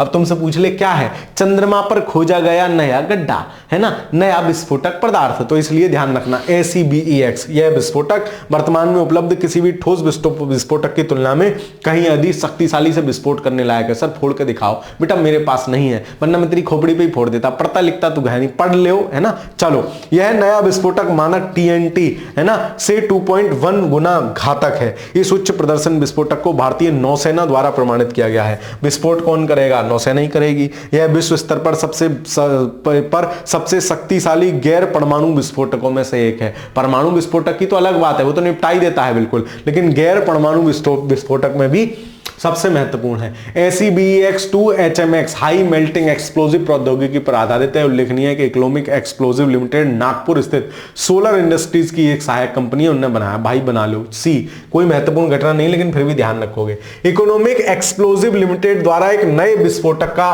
SBFX का जो है तैयार किया गया है। यह विश्व स्तर पर सबसे शक्तिशाली गैर परमाणु विस्फोटकों में से एक है। दोनों सही है, ऑप्शन नंबर सी। ठीक है, चलिए INS अरिघात भारतीय नौसेना में शामिल। यह क्या है? INS अरिघात पनडुब्बी है, देख लेते हैं। 29 अगस्त 2024 को विशाखापत्तनम में, कहां? विशाखापत्तनम में आयोजित एक समारोह में INS अरिघात को भारतीय नौसेना में शामिल कर दिया गया। INS अरिघात भारत की दूसरी, पहली नहीं दूसरी स्वदेश निर्मित परमाणु पनडुब्बी है। पनडुब्बी जो समुद्र में डूब के चलती हैं, बिल्कुल ठीक है। यह अरिहंत श्रेणी की दूसरी पनडुब्बी है। नाम क्या है? अरिघात। उल्लेखनीय है कि अरिहंत श्रेणी की पहली पनडुब्बी INS अरिहंत 2016 में ही जो है नौसेना में शामिल हो गई थी, और INS अरिघात जो है अब शामिल हुई है। और एक और पढ़ के आए थे जोरावर, वो क्या था? युद्धक टैंक, हल्का युद्धक टैंक। ठीक है, समुद्र प्रताप पढ़ के आए थे जो प्रदूषण का पता लगाएगा। चलो, ज्ञातव्य है कि INS अरिघात नाभिकीय सक्षम बैलिस्टिक मिसाइल लेस पनडुब्बी है। ठीक है, इस पनडुब्बी में स्वदेशी रूप से किए गए तकनीकी सुधार इसे INS अरिहंत की तुलना में अधिक उन्नत बनाते हैं। ठीक है, स्वदेशी है, सेकंड है, पहली कौन सी थी? अरिहंत थी। 6000 टन वजनी INS अरिघात 83 मेगावाट क्षमता के दावित हल्के जल परमाणु रिएक्टर द्वारा संचालित होती है। INS अरिघात को 750 किलोमीटर की मारक दूरी वाले K-15 मिसाइलों से लैस किया जाएगा। INS अरिघात थल और आकाश के बाद जल के भीतर से परमाणु वार करने में सक्षम भारत की परमाणु त्रयी न्यूक्लियर थ्राइड क्षमता को और अधिक मजबूत करता है। मतलब INS अरिघात थल और आकाश में तो हम परमाणु हमला कर ही सकते थे पहले से ही, लेकिन INS अरिघात ने क्या हमें सक्षम बना दिया है कि हम जल में से भी परमाणु हमला कर सकते हैं। निम्नलिखित में से कौन सा सही नहीं है? देखो, 29 अगस्त 2023 को गोवा में आयोजित एक समारोह में INS अरिघात को भारतीय नौसेना में शामिल किया गया, है ना। तो गोवा में नहीं, विशाखापत्तनम में वो प्रोग्राम था, गलत हो जाएगा, ध्यान रखोगे। INS अरिघात भारत की पहली स्वदेश निर्मित नहीं है भाई, दूसरी स्वदेश निर्मित है, दूसरा भी गलत। ठीक है, INS अरिघात को 750 किलोमीटर वाली मारक दूरी के 15 मिसाइलों से लैस किया जाएगा, ये सही है। एक और दो गलत है, ऑप्शन नंबर सी गलत है। ठीक है, चलिए गौरव, लंबी दूरी का ग्लाइड बम। भाई बम गोला बारूद खूब बना रहे हैं, कोई समस्या की बात नहीं है। चलो, लंबी दूरी का बम है, क्या है? 13 अगस्त 2024 को रक्षा अनुसंधान और विकास संगठन डीआरडीओ ने एक लंबी दूरी के glide bomb, long range glide bomb का पहला उड़ान परीक्षण सफलतापूर्वक कर लिया। कौन कर रहा है? डीआरडीओ कर रहा है। ठीक है, चलो, इस बम को क्या नाम दिया गया है? गौरव। तो जो गौरव नाम के बालक हों वो अपने आप को श्रेष्ठ महसूस कर सकते हैं। भाई हमारे नाम के बम भी आवे हैं, तुझे पता? चलो, यह परीक्षण ओडिशा के तट से संचालित किया गया। इस परीक्षण के तहत इस बम को भारतीय वायुसेना के सुखोई 30 M1 लड़ाकू विमान द्वारा लॉन्च किया गया।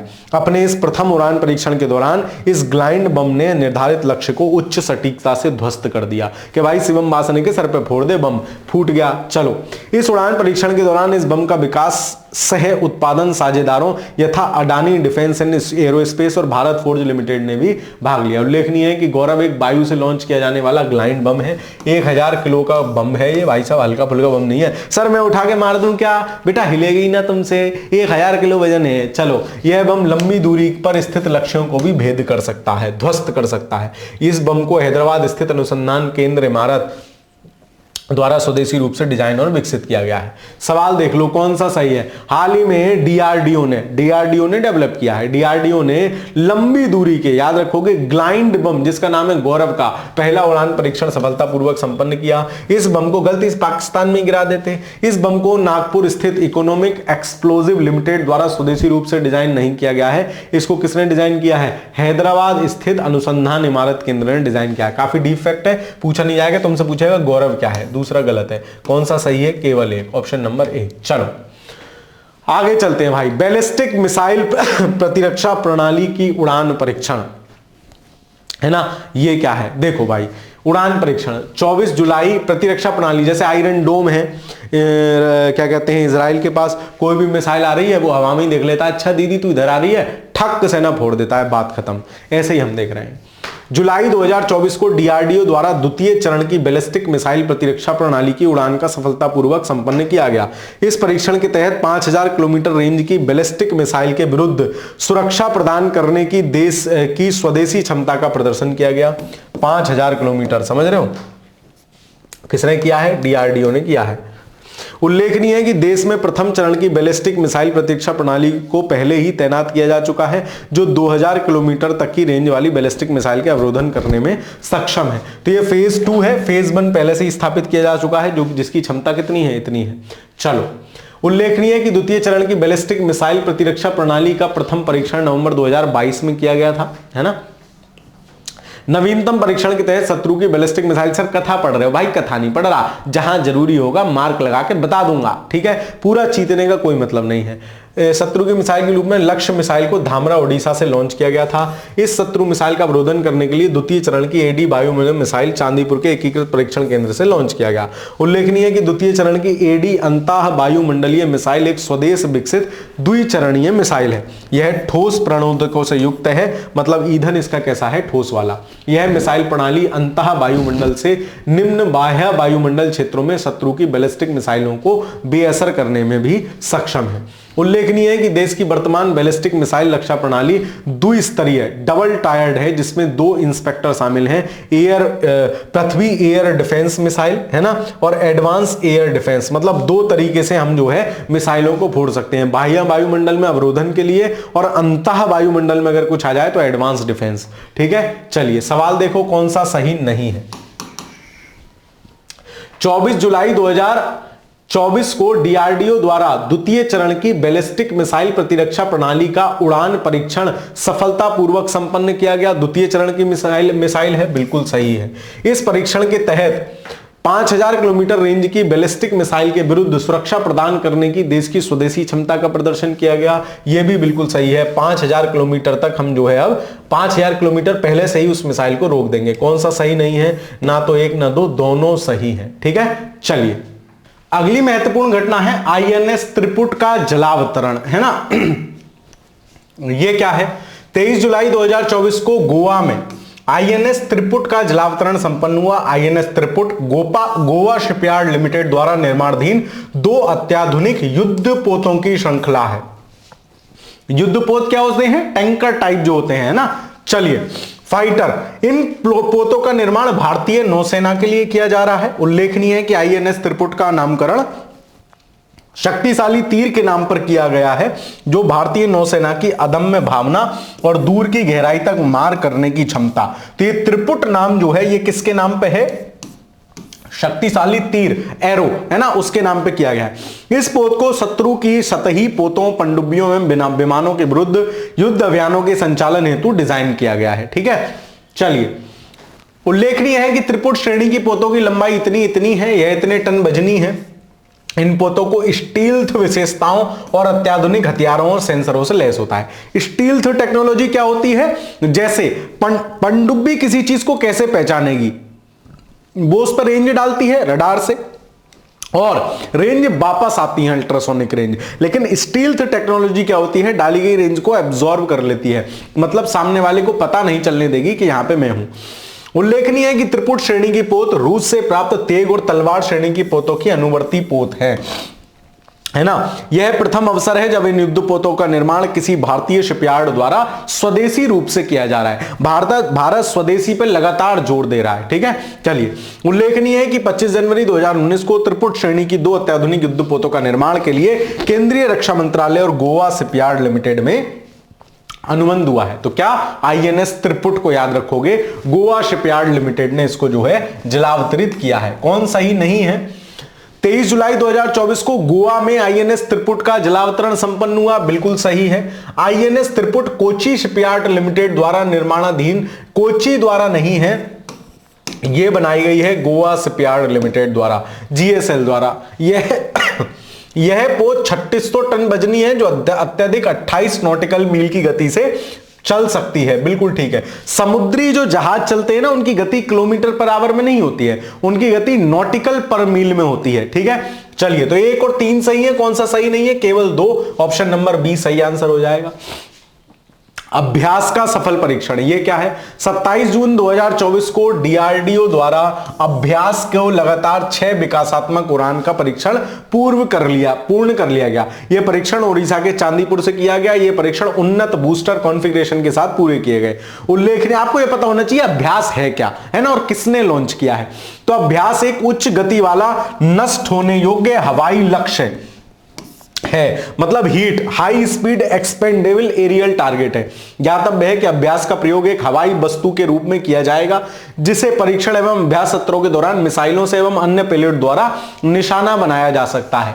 अभ्यास को डीआरडीओ के वैमानिकी विकास प्रतिष्ठान, है ना, एरोनॉटिकल डेवलपमेंट एस्टेब्लिशमेंट द्वारा डिजाइन किया गया है, डीआरडीओ के वैमानिकी विकास प्रतिष्ठान द्वारा। इसे एडीई द्वारा स्वदेशी रूप से निर्मित ऑटो पायलट की मदद से स्वायत्त उड़ान के लिए डिजाइन किया गया है। मतलब क्या है? अभ्यास उड़ा दो, फट जाएंगे भाई साहब। ठीक है, एचएएल और लार्सन एंड टुब्रो जैसी उत्पादन एजेंसियों द्वारा इसका विकास किया गया है। यह हथियार प्रणालियों के अभ्यास के लिए खतरे का वास्तविक परिदृश्य उपलब्ध कराता है। निम्नलिखित में से कौन सा सही नहीं है? इसरो द्वारा अभ्यास के लगातार 6 विकासात्मक उड़ान। अब देखो, इसरो ने पूरा करा है क्या? इसरो स्पेस टेक्नोलॉजी के काम करेगा, डीआरडीओ हथियार वाले काम करेगा, गलत हो जाएगा। अभ्यास एक उच्च गति से नष्ट होने योग्य हवाई लक्ष्य है, जिसका प्रयोग एक हवाई वस्तु के रूप में किया जाएगा। यह सही है, डीआरडीओ ने डेवलप किया है। गलत हमसे पूछा है तो केवल 1 हो जाएगा। ठीक है, चलिए अगली घटना देखते हैं। रुद्रम वन का सफल परीक्षण, ये क्या है रुद्रम वन? चलिए, 2 मई 2024 को चंदिन रेंज राजस्थान में भारत का पहला स्वदेश से विकसित की गई नई पीढ़ी की विकिरण रोधी मिसाइल, याद रखोगे, भारत की पहली स्वदेश टेक्नोलॉजी से विकसित की गई है नई पीढ़ी की विकिरण रोधी मिसाइल, है ना। इसका नाम क्या है? Rudram, NGARM, new generation anti radiation missile. तो रुद्रम वन पूछ ले क्या है? एंटी रेडिएशन मिसाइल है। NGARM को अब रुद्रम वन के नाम से लोकप्रिय कर दिया गया है, उससे जाना जाएगा। इस मिशन में डीआरडीओ के विभिन्न प्रयोगशालाओं, भारतीय वायुसेना की इकाइयों, HAL, नासिक, ये सब जो है इन्होंने हेल्प की। तो आपसे ये कोई नहीं पूछ रहा, आपसे पूछेगा डीआरडीओ ने डेवलप किया है रुद्रम वन। क्या है? एंटी रेडिएशन मिसाइल है। रुद्रम हवा से सतह पर मार करने वाली मिसाइलों की एक श्रृंखला है। तो ध्यान रखना भाई, रुद्रम अग्नि कैसी देखी थी? सतह से सतह पे मार करने वाली। रुद्रम क्या है? हवा से सतह पे मार करने वाली। यह मिसाइल विशेष रूप से भारतीय वायुसेना के लिए, अब देखो कॉमन सेंस है। हवा से जमीन पे मार कर रही है तो किसके लिए काम की होगी? वायुसेना के लिए। हैदराबाद स्थित रक्षा और अनुसंधान विकास प्रयोगशाला डीआरडीएल ने इस मिसाइल के विकास में नोडल एजेंसी के रूप में कार्य किया है। प्रक्षेपण स्थितियों के आधार पर इसकी मारक क्षमता अलग अलग हो सकती है। इस मिसाइल को 500 मीटर से 15 मीटर के उन्नतांश से इतने मैक की गति से दागा जा सकता है। इस मिसाइल को प्रक्षेपण प्लेटफॉर्म के रूप में सुखोई 30 MKI लड़ाकू विमान में एकीकृत किया गया है, लेकिन इस अन्य लड़ाकू विमानों में भी प्रक्षेपित किया जा सकता है। ठीक है, रुद्रम 1 भारतीय वायुसेना की दुश्मन की वायु रक्षा क्षमता दमन है ना करने में सहायक होगा। मतलब वायु रक्षा प्रणाली के लिए एक बढ़िया चीज है। तो रुद्रम से 2 सवाल पूछे जा सकते हैं। पहला, किसने डेवलप किया है? डीआरडीओ ने। दूसरा, क्या है ये? तो हवा से सतह पर पार करेगी तो फिर किसके लिए काम की होगी? वायुसेना के लिए। रुद्रम द्वितीय की भी सफल उड़ान परीक्षण कर लिया डीआरडीओ ने। यह परीक्षण भारतीय वायुसेना के सुखोई विमान से ही किया गया, यह भी ध्यान रखोगे, है ना। और वो भी इसी से किया गया है। इस सफल परीक्षण के फलस्वरूप सशस्त्र बलों के लिए एक शक्ति गुणक फोर्स मल्टीप्लेयर के रूप में रुद्रम 2 मिसाइल की भूमिका सुदृढ़ हुई है। ज्ञातव्य है कि रुद्रम 2 एक स्वदेश विकसित ठोस प्रणोदक, यानी जो इसमें ईंधन यूज हो रहा है रुद्रम में, यह भी स्वदेशी है और ठोस है ना। रुद्रम स्वदेशी रूप से विकसित की गई है और ठोस इसमें जो है ईंधन यूज हो रहा है। वायु से सतह पर मार करने वाली यह मिसाइल कई प्रकार की दुश्मन परिसंपत्तियों को, यह जरूर याद रखोगे, वायु से सतह। ठीक है, चलिए सवाल देख लेते हैं कौन इनमें से सही है। चंदन रेल राजस्थान में भारत की पहली स्वदेशी विकसित नई पीढ़ी की विकिरण रोधी मिसाइल, तो ये याद रखोगे एंटी रेडिएशन है, रुद्रम 1 है, बिल्कुल ठीक है। रुद्रम हवा से हवा में नहीं है, हवा से सतह में है, यही कंफ्यूज करेगा, गलत हो गया। रुद्रम 2 का उड़ान परीक्षण ओडिशा के तट से किया गया, जो स्वदेश विकसित ठोस प्रणोदक चलित मिसाइल है। तो कौन सा सही है इसमें क्या सही हो जाएगा? 1 और 3 सही हो जाएंगे। तीसरा भी सही है, 1 और 3 है ऑप्शन नंबर ए में, तो ऑप्शन नंबर ए सही हो जाएगा। दूसरा वाला फैक्ट इसमें गलत है। चलिए, फिलीपींस को ब्रह्मोस की आपूर्ति, मोस्ट एक्सपेक्टेड सवाल है, पेपर में पूछा जा सकने योग्य। ठीक है, चलिए देखते हैं क्या। 19 अप्रैल 2024 को भारत ने फिलीपींस को, है ना, किसको दे रहे हैं? फिलीपींस को ब्रह्मोस सुपरसोनिक क्रूज मिसाइल की पहली खेप सौंप दी है ना। 2 तरह की मिसाइल होती है, एक होती है बैलिस्टिक मिसाइल, एक होती है क्रूज मिसाइल। बैलिस्टिक वाली जो मारेगी वो टारगेट को ऐसे करके भेदेगी और क्रूज मिसाइल सीधे भेजती है। तो बैलिस्टिक की दूरी लंबी हो सकती है, क्योंकि क्रूज सीधा कितनी दूर जाएगी? क्रूज कम दूरी के लिए होती है, बैलिस्टिक लंबी दूरी के लिए होती है। इस प्रकार फिलीपींस एक सुपरसोनिक क्रूज मिसाइल प्रणाली को प्राप्त करने वाला पहला विदेशी राष्ट्र बन गया है। सवाल पूछा जा सकता है किसको दी है? भारतीय वायुसेना के C-17 ग्लोबमास्टर परिवहन विमान द्वारा ब्रह्मोस मिसाइल और लॉन्चरों की आपूर्ति फिलीपींस को की गई। उल्लेखनीय है कि जनवरी 2022 में हुई अनुबंध के तहत भारत और फिलीपींस को ब्रह्मोस मिसाइल की 3 बैटरियों, उनके प्रक्षेपकों तथा संबंधित उपकरणों की आपूर्ति भी की जानी थी। फिलीपींस की नौसेना की तटीय रक्षा रेजिमेंट ब्रह्मोस मिसाइल प्रणालियों से प्राथमिक उपयोगकर्ता होगी। ज्ञातव्य है कि 28 जनवरी 2022 को ब्रह्मोस एयरोस्पेस प्राइवेट लिमिटेड ने फिलीपींस की राष्ट्रीय रक्षा विभाग के साथ ब्रह्मोस मिसाइल का जो है मतलब वही किया था कि हम आपको देंगे ब्रह्मोस मिसाइल। ब्रह्मोस मिसाइल क्या है? ब्रह्मोस मिसाइल भारत के डीआरडीओ और रूस के एनपीओ, है ना, एनपीओ मैशिनोस्टेनिया के मध्य एक संयुक्त उद्यम है, भारत और रशिया ने, है ना। रशिया की मोस्कोवा और भारत की ब्रह्मपुत्र नदी के नाम पे इसका नाम मिलके ब्रह्मोस रखा गया है। इस मिसाइल का नाम भारत की ब्रह्मपुत्री और रशिया की मस्कवा नदी के नाम पर व्युत्पन्न है। इस मिसाइल को पनडुब्बी, पोत, विमान, सतह पर आधारित प्लेटफॉर्म पर लॉन्च किया जा सकता है, कहीं से भी लॉन्च कर सकते हैं। यह मिसाइल 2.1 मैक की ध्वनि की गति से लगभग 3 गुनी गति से उड़ान भरने में सक्षम है। कौन सा देश ब्रह्मोस को यूज करने वाला पहला विदेशी राष्ट्र बन गया? यही सवाल हो सकता है, एज इट इज भी पूछ ले आपसे। कौन बन गया है? फिलीपींस बन गया है, ध्यान रखोगे। आगे चलते हैं। अग्नि प्राइम का सफल प्रक्षेपण। अग्नि मिसाइल थी कैसे? जमीन से, है ना, जमीन से जमीन, मतलब सतह से सतह पे काम करने वाली। 3 अप्रैल 2024 को नई पीढ़ी की बैलिस्टिक मिसाइल, तो अग्नि कैसी है?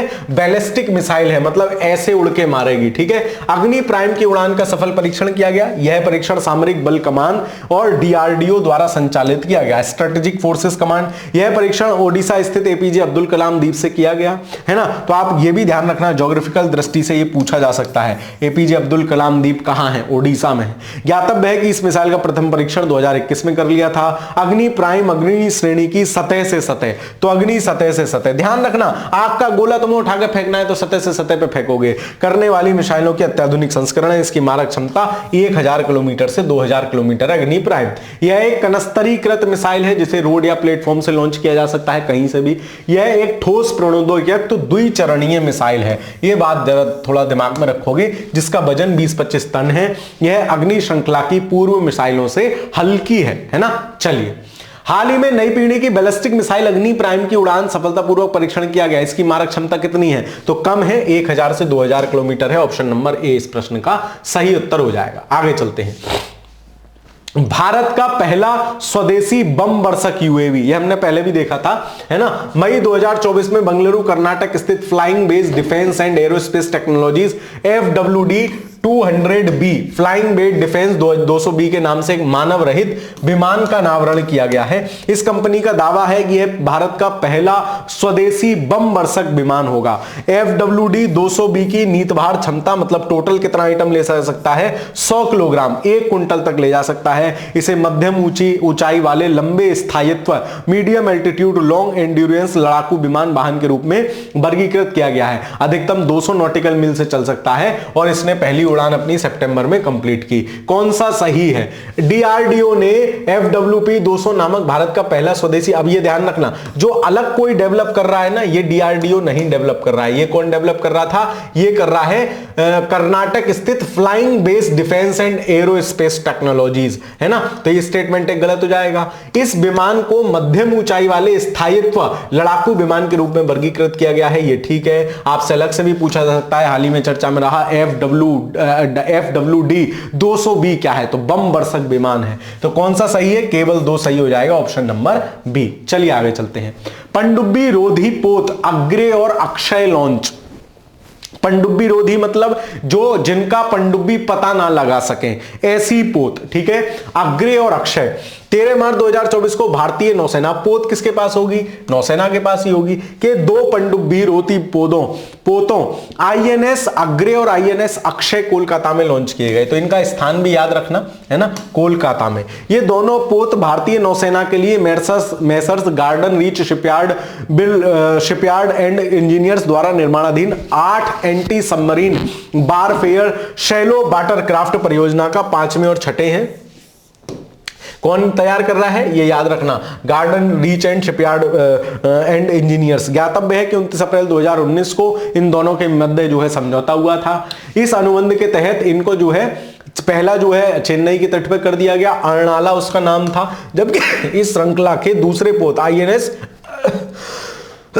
माफ कीजिए एंड्रोथ का जलावतरण मार्च 2023 में कर दिया गया।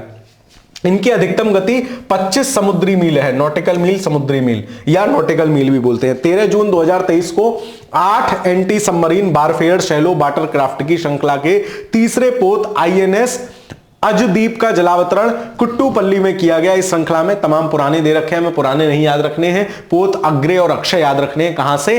कोलकाता से लॉन्च हुए हैं और messrs garden reach shipyard and engineers द्वारा इसको तैयार किया गया है, ठीक है। चलिए कौन सा सही है?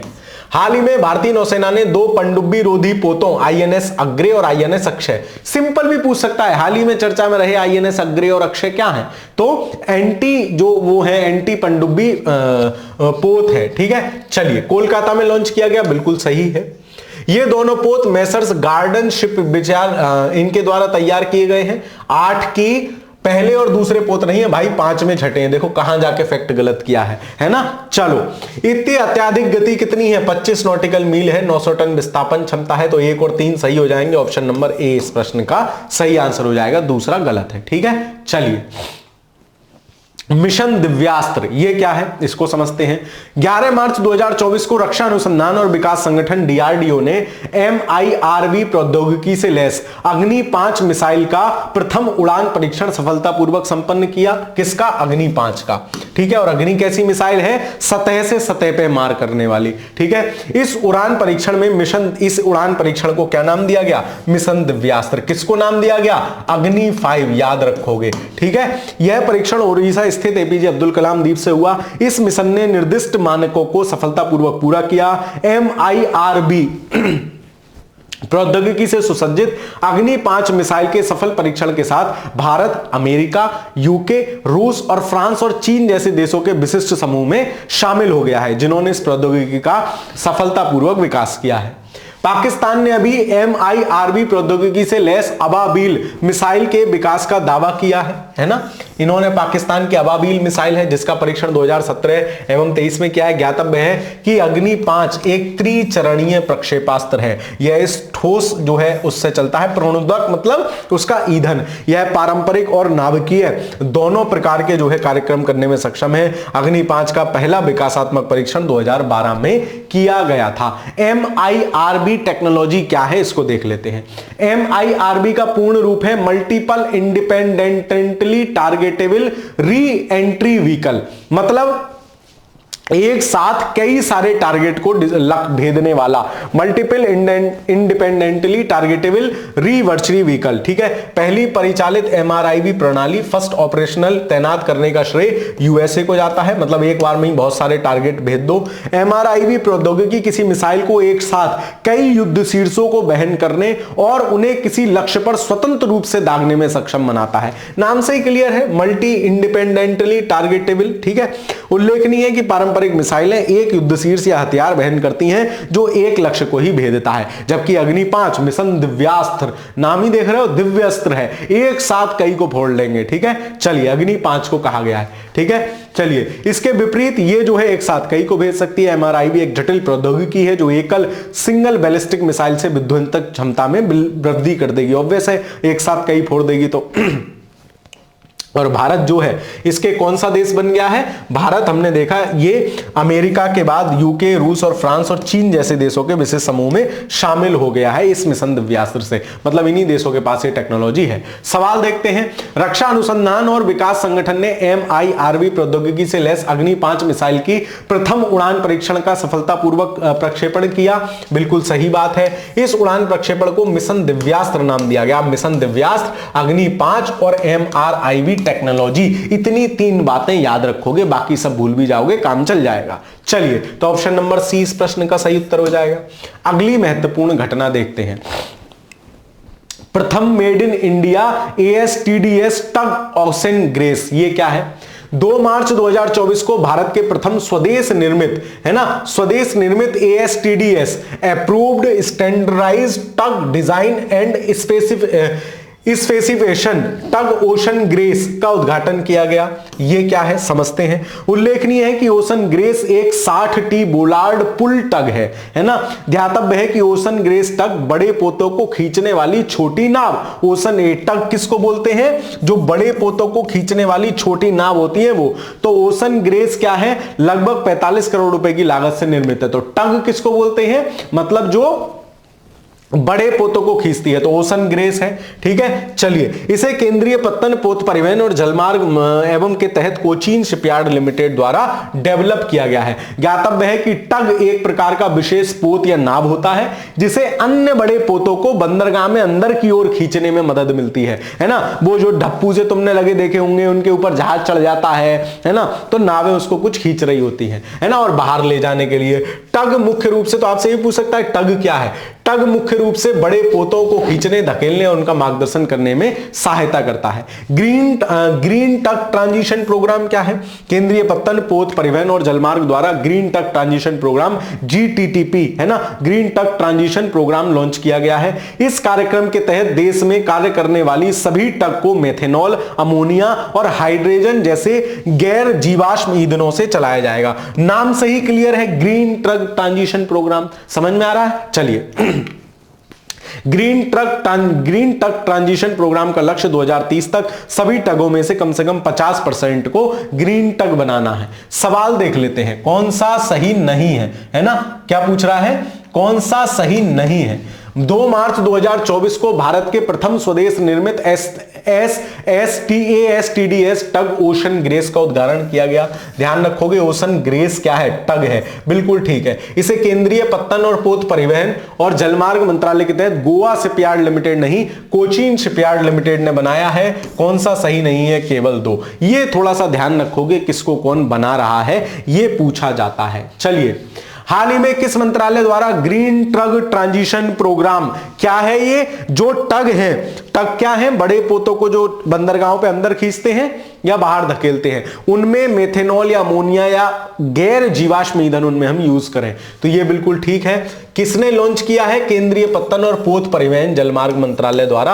अच्छा सवाल है, अगर आपने नहीं पढ़ा होगा तो आपके गलत होने की संभावना ज्यादा है, ठीक है। चलिए अगला देखते हैं, केजी परियोजना प्रथम तेल टैंकर पोत स्वर्ण सिंधु का शुभारंभ, ये क्या है, प्रथम तेल टैंकर पोत स्वर्ण सिंधु, देखते हैं।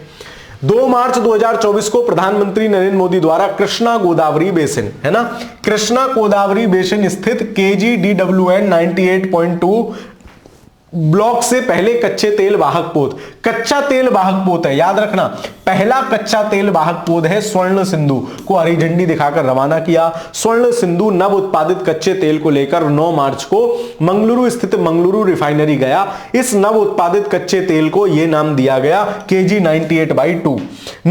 इस निम्न सल्फर वाले स्वदेशी कच्चे तेल को MRPL में विभिन्न ईंधनों और पेट्रोकेमिकल्स में, क्योंकि कच्चे तेल से बहुत सारी चीजें निकलती हैं, तो KG परियोजना के तहत प्रथम तेल टैंकर है, तेल टैंकर पोत है, मतलब जो कच्चे तेल को लेके जाएगा उसका नाम क्या है, स्वर्ण सिंधु। ज्ञातव्य है कि 7 जनवरी 2024 को महारत्न company oil and natural gas corporation limited ONGC द्वारा कृष्णा गोदावरी बेसिन में स्थित इस ब्लॉक से पहली बार तेल का सफलतापूर्वक उत्पादन प्रारंभ किया गया। तो KG डाउन 98/2 ब्लॉक को भी ध्यान रखोगे, कहां है, कृष्णा गोदावरी बेसिन में है। ध्यातव्य है कि कृष्णा गोदावरी बेसिन से कच्चे तेल के वाहक पोत के संचालन की शुरुआत ONGC के लिए बड़ी उपलब्धि है। किसके लिए, ONGC के लिए, है ना। साथ ही यह आयातित तेल पर निर्भरता कम करने में केंद्र सरकार के दृष्टिकोण से भी हेल्पफुल है। स्वर्ण सिंधु क्या है, स्वर्ण सिंधु जलपोत का निर्माण 2010 में किया गया। स्वर्ण सिंधु भारत का एक तेल वाहक पोत है। भाई ध्यान रखना, स्वर्ण सिंधु क्या लेके जाता है, तेल लेके जाता है, ठीक है। स्वर्ण सिंधु की कुल लंबाई इतनी और चौड़ाई इतनी है। प्रधानमंत्री नरेंद्र मोदी द्वारा कृष्णा गोदावरी बेसिन स्थित KG परियोजना के पहले कच्चे तेल वाहक पोत का शुभारंभ किया गया। इस पोत का क्या नाम है, किसने चलवाया है, ONGC ने, नाम क्या है, स्वर्ण सिंधु, ऑप्शन नंबर A। आगे देखते हैं, VSHORADS का सफल उड़ान परीक्षण 28 और 29 फरवरी को DRDO द्वारा 2 उड़ान परीक्षण सफलतापूर्वक किए गए। ये परीक्षण ओडिशा के चांदीपुर से किए गए। ये परीक्षण सतह से संचालित किए जाने वाले सफल प्रक्षेपक हैं। ये परीक्षण उच्च गति से मानव रहित हवाई लक्ष्यों के विरुद्ध संचालित किए गए। मतलब जैसे किसी का UAV तुम्हारे ऊपर बम बरसाने लगे तो उसके लिए है ना। ये क्या है, वायु रक्षा प्रणाली, very short range air defence system, है ना।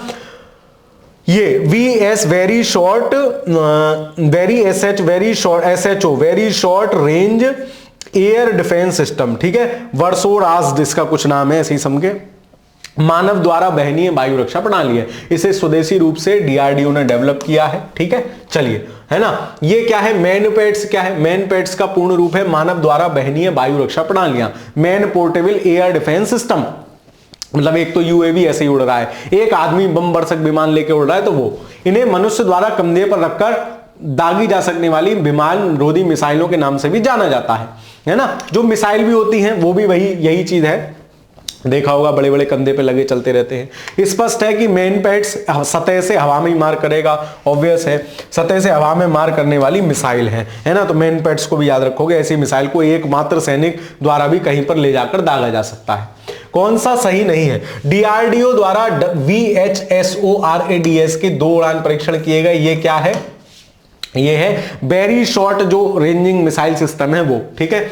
ये मानव द्वारा बहनीय रक्षा प्रणाली है, तो मानव द्वारा बहनीय रक्षा प्रणाली है, बिल्कुल ठीक है। मैनपेट्स है ना, मैनपेट से आदमी ले जा सकता है इसको, तो ये भी बिल्कुल सही है। तो दोनों सही है। हमसे पूछा है क्या सही नहीं है, ऑप्शन नंबर D, ठीक है। आगे चलते हैं, अलालेगा, है ना, अगालेगा, हे भगवान, अगालेगा द्वीप में हवाई पट्टी और जेटी का उद्घाटन। ये कहां है, अगालेगा द्वीप, 29 फरवरी को मॉरिशस के अगालेका द्वीप पर। अब अगालेका द्वीप चर्चा में हो गया, आपसे पूछ लेगा, हाल ही में चर्चा में रहा अगालेका द्वीप कहां है, तो अगालेका आगे लेगा क्या भाई, तो बोले मॉरिशस, मुझे नहीं चाहिए भाई, कि एक द्वीप पर नई हवाई पट्टी और जेम्स इसका उद्घाटन किया गया। इसका उद्घाटन महत्वपूर्ण क्यों है भाई साहब, अपने भाइया कर रहे हैं, है ना। प्रविंद जगन्नाथ जो यहाँ के प्रधानमंत्री हैं और मोदी जी ने मिलकर किया है। उल्लेखनीय है कि 2015 में ये जो है समझौता भारत और मॉरिशस के बीच हुआ। इस समझौता ज्ञापन में मॉरिशस इस बाह्य द्वीप पर समुद्री और हवाई कनेक्टिविटी में सुधार के लिए बुनियादी ढांचे को सुधरेगा। इसका उद्देश्य सुदूर द्वीप के निवासियों की स्थिति सुधारने में मदद करना था। इसके तहत अगालेका द्वीप पर एक नए घाट और एक नई हवाई पट्टी का निर्माण शामिल है। हवाई पट्टी और जेटी के उद्घाटन के पश्चात अगालेका में भारतीय नौसेना अपना बेस स्थापित कर मोजाम्बिक चैनल की समुद्री गश्ती कर सकेगी। हमारे लिए क्यों महत्वपूर्ण है, प्रशांत हिंद महासागर में हमारी स्थिति को और मजबूत करेगा। तो अगालेका द्वीप को भी ध्यान रखोगे, है ना। चलिए, भारतीय नौसेना की लंबी दूरी के विमान अगालेका द्वीप से संचालित होकर पश्चिमी और दक्षिणी हिंद महासागर और अफ्रीकी तटों पर अपनी निगाह रख सकेंगे। एक बात और ध्यान रखनी है, मॉरिशस में रुपे और यूपीआई को भी लॉन्च किया पीएम मोदी ने। उल्लेखनीय है कि मॉरिशस भारतीय जन औषधि परियोजना को लागू करने वाला प्रथम देश बन गया है। मोस्ट इंपॉर्टेंट फैक्ट है ना। प्रधानमंत्री जन औषधि योजना को लागू करने वाला पहला देश कौन बना है, मॉरिशस। ब्रह्मोस मिसाइल किसे दी है, हम ब्रह्मोस मिसाइल भी दी है ना, तो ये आप बताओगे कमेंट के माध्यम से। चलिए, भारतीय जन औषधि परियोजना का उद्देश्य सस्ती और गुणवत्तापूर्ण जेनेरिक दवाइयां उपलब्ध कराना है। भारतीय प्रधानमंत्री नरेंद्र मोदी द्वारा किस देश के अगालेका द्वीप पर नई हवाई पट्टी का जो है उद्घाटन किया गया, या पूछ लेगा अगालेका द्वीप हाल ही में चर्चा में रहा, उस पर नई हवाई पट्टी का उद्घाटन किया गया, किस देश का है, तो मॉरिशस। याद रखोगे ऑप्शन नंबर बी मॉरिशस, ठीक है। चलिए, समर वायु रक्षा मिसाइल प्रणाली, ये क्या है भाई समर, इसको भी देख लेते हैं। 17 फरवरी 2024 को वायु शक्ति 2024 अभ्यास के दौरान भारतीय वायुसेना द्वारा समर प्रणाली का उड़ान परीक्षण किया गया, है ना। समर प्रणाली का उड़ान परीक्षण किया गया। यह परीक्षण पोखरण इंजन से किया गया। समर क्या है, बेसिकली वायु रक्षा प्रणाली है, इसकी फुल फॉर्म भी देखेंगे। इसके पूर्व जो है भारतीय वायुसेना ने अस्त्र शक्ति 2023 युद्धाभ्यास के दौरान इसका यूज किया था। यह परीक्षण सूर्यलंका एयरफोर्स स्टेशन आंध्र प्रदेश में किया गया था। समर एक कम दूरी से त्वरित प्रतिक्रिया वाली सतह से हवा, समर नाम में ही हवा है उसके, तो सतह से हवा में मार करेगी, ठीक है, करने वाली मिसाइल प्रणाली है। तो समर क्या है, सतह से हवा, अग्नि क्या है, सतह से सतह, ठीक है, ये याद रखोगे। चलिए, समर मिसाइल की मारक क्षमता लगभग 10 से 12 किलोमीटर है, जिसका उपयोग कम उड़ान वाले हवाई लक्ष्यों के विरुद्ध किया जाता है। समर मिसाइल प्रणाली को कहां से, सतह से हवा में है ना, ये याद रखना, सतह से हवा में। समर मिसाइल प्रणाली को लड़ाकू विमानों, हेलीकॉप्टरों और मानव रहित विमानों यूएवी सहित विभिन्न से निपटने के लिए यूज किया जा सकता है।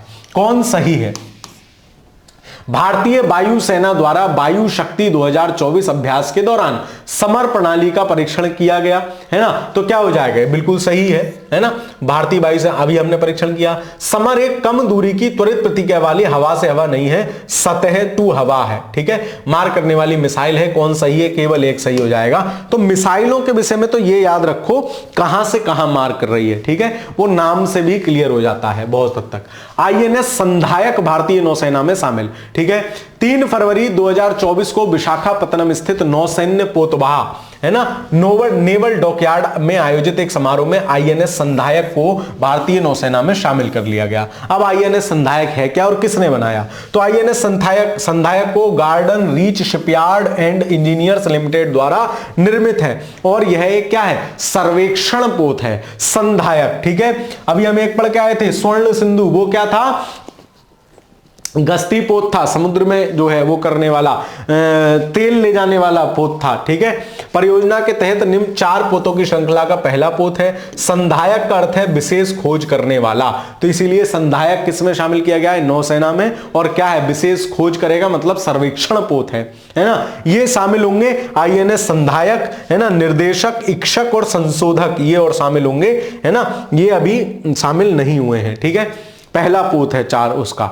चलिए, सर्वेक्षण पोत परियोजना के तहत निर्मित पोत 110 मीटर लंबे चौड़े ऐसक हैं। यह पोत दो डीजल इंजन संचालित करेंगे, 14 नॉटिकल मील से जो है गति कर सकेगा। सर्वेक्षण पोत परियोजना में लागत आधार पर 80% से अधिक स्वदेशी, मैक्सिमम चीजों में स्वदेशी जहां आ रहा है ना उसको भी ध्यान रखना है, और पेपर में भी स्वदेशी अगर आएगा तो वो सही ही होगा, मोस्ट प्रोबेबल फैक्ट, क्योंकि बहुत सारी चीजें हम स्वदेशी तौर पर डेवलप कर रहे हैं। कौन सा सही नहीं है? विशाखापत्तनम स्थित नौसैन्य पोतगाह में आयोजित एक समारोह में आईएनएस संधायक को, तो विशाखापत्तनम में ही किया गया था, देख लो, है ना, विशाखापत्तनम में, ठीक है। आईएनएस संधायक को भारतीय नौसेना में शामिल किया गया। आईएनएस संधायक भारतीय नौसेना हेतु कोच्चि शिपगार्डन रीच शिपयार्ड लिमिटेड इसके द्वारा बनाया गया है क्या? नहीं, किसके द्वारा बनाया गया है? Garden reach shipyard build and engineers private limited, इसके द्वारा बनाया गया है। तो ये क्या हो जाएगा? गलत हो जाएगा। यह सर्वेक्षण पोत के तहत निर्मित 4 पोतों की श्रृंखला में पहला पोत है, ये बिल्कुल सही है ना। 4 पोत आएंगे, और संधायक किस लिए है? खोजबीन, इसका नाम ही है रिसर्च करने के लिए, विशेष खोज करने वाला, तो सर्वेक्षण पोत है एक तरीके से। तो गलत कौन सा हो जाएगा? केवल 2। चलिए आगे चलते हैं। आईएनएस निरूपक सेवा मुक्त, तो ये जितने भी है ना, संधायक, निरूपक, ये सब एक शॉर्ट में बना लेना, कहीं लिख लेना, ज्यादा सही रहेगा आपको याद करने की दृष्टि से। 29 जनवरी 2024 को विशाखापत्तनम स्थित नौसैन्य पोतवाह आयोजित एक समारोह में, कहां? विशाखापत्तनम में, आईएनएस निरूपक, बोले तुम्हारा काम पूरा हो गया, अब जाओ तुम निरूपक, हमने तुम्हें मना कर दिया, नहीं कर दिया, है ना, नहीं चाहिए भैया। तो ये भी आईएनएस निरूपक क्या था? सर्वेक्षण पोत था, उसकी जगह संधायक आ गया है। स्वदेशी रूप से डिजाइन और निर्मित इस पोत ने 38 वर्षों तक सेवा करी। उल्लेखनीय है, इस पोत को इतने 1985 में भारतीय नौसेना में शामिल किया गया था। हाइड्रोग्राफी के क्षेत्र में इसके योगदान हेतु ये चीजें प्रदान की गई थी। यह पोत मानवीय सहायता एवं आपदा राहत कार्यों में सक्रिय रूप से संलग्न था, जिसमें ऑपरेशन गंभीर शामिल है। उल्लेखनीय है कि ऑपरेशन गंभीर इंडोनेशिया में सुनामी की स्थिति में एक अस्पताल पोत के रूप में कार्य करना, समझ रहे हो? तो आईएनएस निरूपक ने महत्वपूर्ण भूमिका निभाई, ऑपरेशन गंभीर भी, इससे आप ध्यान रखोगे। निम्नलिखित में से कौन सा सही नहीं है? विशाखापत्तनम स्थित नौसैन्य पोतवाह में आयोजित एक समारोह में आईएनएस निरूपक को सेवा मुक्त कर दिया गया, यह भी सर्वेक्षण पोत है, और आईएनएस संधायक जो शामिल किया गया है वो भी सर्वेक्षण पोत है, ठीक है। चलिए, डेवलप किसने किया है उसको? तो गार्डन रीच शिपयार्ड लिमिटेड, इसको याद रखोगे। इस पोत को 14 अगस्त 1985 को भारतीय नौसेना में शामिल किया गया था, यह भी ठीक है। कौन सा सही नहीं है? ऑप्शन नंबर डी, ना तो 1 ना 2, मतलब दोनों हमारे सही हैं। आगे चलते हैं। Autonomous flying wing technology demonstrator हाल ही में डीआरडीओ ने डेवलप किया है, स्वदेशी रूप से विकसित किया है उच्च गति वाले फ्लाइंग विंग मानव रहित विमान, मतलब अब जैसे जितने भी ये बम वर्षक विमान की बात की जा रही है, एचएवी यूएवीज की बात की जा रही है, ताकि कैजुअलिटीज ना हो, है ना, तो मनुष्य रहित विमान डेवलप किए जा रहे हैं, ठीक है। चलिए, का सफल उड़ान परीक्षण संपन्न हुआ। रक्षा अनुसंधान और विकास संगठन डीआरडीओ द्वारा यह उड़ान परीक्षण कर्नाटक के चित्रदुर्ग स्थित एरोनॉटिकल टेस्ट रेंज से किया गया। ध्यातव्य है कि इस मानव रहित विमान को रक्षा अनुसंधान एवं विकास संगठन के वैमानिकी विकास प्रतिष्ठान द्वारा डिजाइन किया गया। उल्लेखनीय है कि इस यूएवी का प्रथम जो है परीक्षण 2022 में कर लिया गया था। इसमें से कुछ पूछे जाने योग्य वैसे है नहीं। यह उच्च गति वाला यूएवी जमीन पर स्थित रडारों पायलट इनको जो है वो करता है, ठीक है। तो सवाल क्या है, कौन सा सही है? डीआरडीओ द्वारा स्वदेशी रूप से विकसित उच्च गति वाले फ्लाइंग विंग मानव रहित का ऑटोनोमस का परीक्षण किया गया है। यह डीआरडीओ, ये कोई इंपॉर्टेंट चीज नहीं है। कौन सा सही है? दोनों सही हो जाएंगे, ठीक है। चलिए अगली घटना देखते हैं। आईएनएस इंफाल भारतीय नौसेना में शामिल, इसको याद रखोगे, यद्यपि ये दिसंबर की घटना है लेकिन फिर भी ध्यान रखोगे। आईएनएस इंफाल मुंबई, कहां? मुंबई स्थित नौसैनिक पोतवाह में आयोजित एक समारोह में भारतीय नौसैनिक पोत इंफाल को भारतीय नौसेना में शामिल कर लिया। 2-3 बात, किसने बनाया है, कहां शामिल हुआ है, इसका काम क्या है, बस इतने के शॉर्ट नोट बना लो, एक पेज भी नहीं लगेगा, याद रह जाएंगी चीजें। यह पहला ऐसा युद्धपोत है जिसका नाम उत्तर पूर्व के किसी शहर पर किया गया है, आईएनएस इंफाल। किसी भी स्वदेशी विध्वंसक पोत की तुलना में आईएनएस इंफाल का निर्माण एवं परीक्षण सबसे कम समय लगता है। भारतीय नौसेना में तैनाती से पूर्व इस पोत से विस्तारित रेंज वाली ब्रह्मोस मिसाइल का परीक्षण किया गया था। यह पोत परमाणु, जैविक और रासायनिक युद्ध की स्थिति में लड़ने के लिए एप्लीकेबल है। गौरतलब है कि आईएनएस इंफाल परियोजना 15B के तहत निर्मित तीसरा युद्धपोत है, ठीक है। प्रोजेक्ट 15 भी पोतों का विशाखापत्तनम श्रेणी के विध्वंसक युद्ध पोतों के नाम से भी जाना जाता है। आईएनएस इंफाल को भारतीय नौसेना के इन हाउस संगठन वारशिप डिजाइन ब्यूरो द्वारा डिजाइन किया गया है। भारतीय नौसेना ने डिजाइन किया है। यह पोत लगभग 75% स्वदेशी रूप से निर्मित है। इस पोत की कुल लंबाई इतनी है, वजन इतना है। यह पोत 30 नॉटिकल मील की मैक्सिमम गति प्राप्त कर सकता है। तो 15 परियोजना 15B के तहत 4 पोत का विकास किया जा रहा है। सबका मझगांव डाक शिपयार्ड लिमिटेड MDL डेवलपमेंट कर रहा है। आईएनएस विशाखापत्तनम, मोरमुगांव ये दोनों शामिल हो चुके हैं और आईएनएस इंफाल, आईएनएस सूरत भी मुझे लगता है अब तो शामिल हो गया है। ठीक है, तो आईएनएस इंफाल को भी ध्यान रखोगे। चलिए, कौन सा सही नहीं है अभी बता देते हैं। मुंबई स्थित नौसैनिक पोतवार, तो मुंबई में शामिल किया गया है आईएनएस इंफाल को। ठीक है, यह दूसरा ऐसा युद्ध पोत है जिसका नाम पहला है भाई, दूसरे से क्या मतलब है ना। आईएनएस इंफाल परियोजना 15B के नए दूसरा नहीं तीसरा युद्ध पोत है। तो 2 और 3 दोनों गलत हो जाएंगे। ऑप्शन नंबर बी इस प्रश्न का सही उत्तर हो जाएगा। चलिए, प्रलय मिसाइल का सफल परीक्षण। एक और नई मिसाइल आई है जिसका नाम है प्रलय। ये क्या है? 7 नवंबर 2023 को डीआरडीओ ने प्रलय मिसाइल प्रलय का उड़ान परीक्षण किया। यह परीक्षण ओडिशा तट स्थित एपीजे अब्दुल कलाम द्वीप से किया गया। इसके पूर्व 2021 में पहले 2 परीक्षण किए जा चुके हैं। यह इसका तीसरा परीक्षण था। प्रलय एक सामरिक लघु दूरी की बैलिस्टिक मिसाइल, मतलब SRBM है, शॉर्ट रेंज बैलिस्टिक मिसाइल है। यह एक स्वदेशी नई पीढ़ी की सतह से सतह। तो प्रलय भी कहां आएगी? प्रलय सतह पे आएगी सर। सतह पे होगा झन्नाटा, भूकंप आएगा, धरती हिलेगी, प्रलय आएगी। तो प्रलय कहां आएगी? सतह पे। सतह से सतह। अग्नि भी कहां? सतह से सतह। दिमाग में रह गई बात। चलो, यह मिसाइल ठोस प्रणोदक पर आधारित है, मतलब ठोस इंजन इसमें यूज होगा। यह मिसाइल केवल पारंपरिक युद्ध शीर्ष के बहन, मुझे पता है ये चीजें बोरिंग होती हैं, लेकिन पढ़ लो, ध्यान रह जाएंगी। ठीक है, 2 बार देख लेना मेरे भाई, याद रह जाएंगी चीजें। ठीक है, चलो पेपर में बस लगाया हो, बात खत्म। उसके बाद बिल्कुल मत पढ़ना। इस मिसाइल की मारक दूरी 350 से 500 किलोमीटर है। कितना वजन ले जा सकती है? 500 से 1000। मोबाइल लॉन्चर से भी इसे लॉन्च किया जा सकता है। इस मिसाइल को पृथ्वी रक्षा वाहन PDV, पृथ्वी डिफेंस व्हीकल नाम के एक बाह्य वायुमंडल में भी मिसाइल के द्वारा इसको मतलब नाम दिया जा रहा है। ठीक है, चलिए, तो इसको ध्यान रखोगे। प्रलय मिसाइल सतह से सतह पे, कौन सा सही है? 7 नवंबर 2023 को डीआरडीओ ने प्रलय मिसाइल का उड़ान परीक्षण सफलतापूर्वक संपन्न किया। बिल्कुल सही है। प्रलय एक सामरिक लंबी दूरी की मिसाइल है क्या? नहीं। LRBM नहीं है, SRBM है। प्रलय छोटी दूरी तक ही प्रलय बना लो, वरना दिक्कत हो जाएगी। और सतह से सतह, तो हवा से हवा में है क्या? नहीं। सतह से सतह। कौन सा सही है? केवल एक सही है। ऑप्शन नंबर ए इस प्रश्न का सही उत्तर हो जाएगा। चलिए, अब देख लेते हैं प्रमुख युद्धाभ्यास कौन कौन से हुए हैं। काफी हैं, मैं कोशिश करूंगा कि इनको आपको याद करा दूं। इनसे रिलेटेड 8-10 प्रश्न हैं, इनको भी हम सॉल्व कर लेते हैं। ठीक है, चलिए, तो इनको कोशिश करते हैं याद होते चलें सारे युद्धाभ्यास। अज नजाह है ना, अज नजाह, भारत ओमान। अज नजाह मतलब कह रहे हैं अब मत जा भाई, अज नजाह, आज मत जा, है ना, आज तू मेरे पास ही रुक जा भाई, मान जा, आज मत जा, मतलब भारत ओमान। ओमान मतलब मान जा, तो ऐसे याद रख लेना। ठीक है, अल नजाह किसका? भारत ओमान। मैचिंग में ही आएंगे ये। युद्ध अभ्यास किसके साथ करते हैं? तो युद्ध हमारा अमेरिका से तो होगा नहीं भाई साहब, युद्ध अभ्यास ही करते हैं, तो भारत अमेरिका, ऐसे ध्यान रखना। ठीक है, अब कहां हो रहे हैं ये थोड़ा सा डिटेल में पड़ जाएगा। मोटा मोटा ये बात भी याद रखोगे कौन कौन है, तब भी आपके काम चल जाएगा। मित्र शक्ति, हमारा बढ़िया सा मित्र कौन है? लंका, उसकी हेल्प करते हैं और मित्र की शक्ति बढ़ाते हैं। हमने हेल्प करी, शक्ति बढ़ा दी, मित्र है। रावण भैया भी हमारे दोस्त थे, माने नहीं, लेकिन मैत्री। अब देखो कंफ्यूज मत होना, मित्र शक्ति लंका के साथ है, मैत्री किसके साथ है? थाईलैंड के साथ। फ्रेंडशिप आप किसके साथ करना चाहते हो? ध्यान रखो किसके साथ करना चाहोगे, मैं नहीं बताऊंगा। ठीक है, तो थाईलैंड के साथ मैत्री है, फ्रेंडशिप है। और मित्र की शक्ति कहां इनहेंस कर रहे हैं? लंका की इनहेंस कर रहे हैं, है ना। एक सवाल यहां से टपकेगा, ध्यान रखना, 10-5 मिनट दे के समझ लेना, सीख जाना। Nomadic elephant, nomadic elephant, Bharat Mongolia. नामी गोल गोल सा है, नोमैडिक माने घुमंतु, घूमते हैं, गोल गोल से घूमते हैं, तो ऐसे ही ये मंगोलिया, भारत मंगोलिया। जिम्बैक्स, तो नाम सही है, जापान और इंडिया, जिम्बैक्स। ठीक है, तर्कस, तर्कस कहां से निकालेंगे? एक तो युद्ध अभ्यास कर रहे थे, उसके साथ युद्ध तो होगा नहीं, और तर्कस में से तीर भी निकाल रहे हैं अमेरिका के, हम निकाल के लाए ना अमेरिका के तर्कस में से तीर निकालते रहते हैं हमारे मोदी जी, ठीक है। तो भारत अमेरिका। शक्ति किसके साथ है? शक्ति किसके साथ है? फ्रांस, है ना, फ्रांस के साथ है, ठीक है। तो फ्री में कोई शक्ति नहीं देता भाई, शक्ति फ्री में नहीं आती, पढ़ने से आती है, जिम करने से आती है। एक मास्टर कहते हैं ना जिम जाया करो। चलो खैर,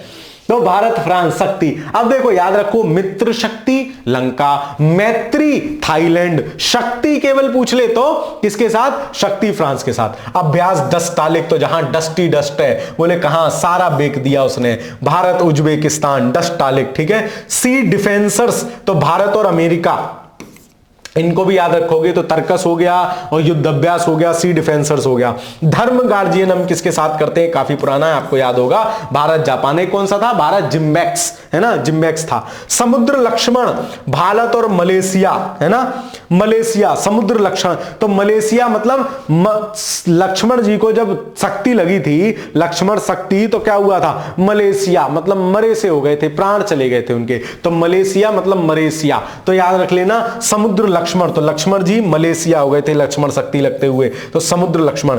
कैटलस एक्सप्रेस, ये बहुराष्ट्रीय है, कैटलॉग है भाई, बहुत सारे देश है इसमें, तो कैटलॉग है, बहुत सारे देश हैं। बताओ आनंद आ रहा है कि नहीं? भाई साहब अगर आनंद आता है ना तो कमेंट टाइप करने में कुछ नहीं जाता है, अच्छा लगता है, मास्टर को भी, आप लोगों को भी, और उन साथियों की भी हेल्प होती है जो पूरी वीडियो नहीं देखते, उनको लगता है कमेंट अच्छे हैं तो वीडियो देख लेते हैं, ठीक है। और बाकी दोस्तों के साथ भी साझा कर दो, टाइम मेंशन करके साझा कर सकते हो कि भाई यहां से युद्ध अभ्यास शुरू है, देख ले, एक सवाल तो फंसेगा, ठीक। चलो, याद कराने की मास्टर की गारंटी होती है। लामातिये, भारत सेसेल, सेसेल की राजधानी है तो याद ही रहेगा, है ना। चलो फिर कितने हैं टोटल?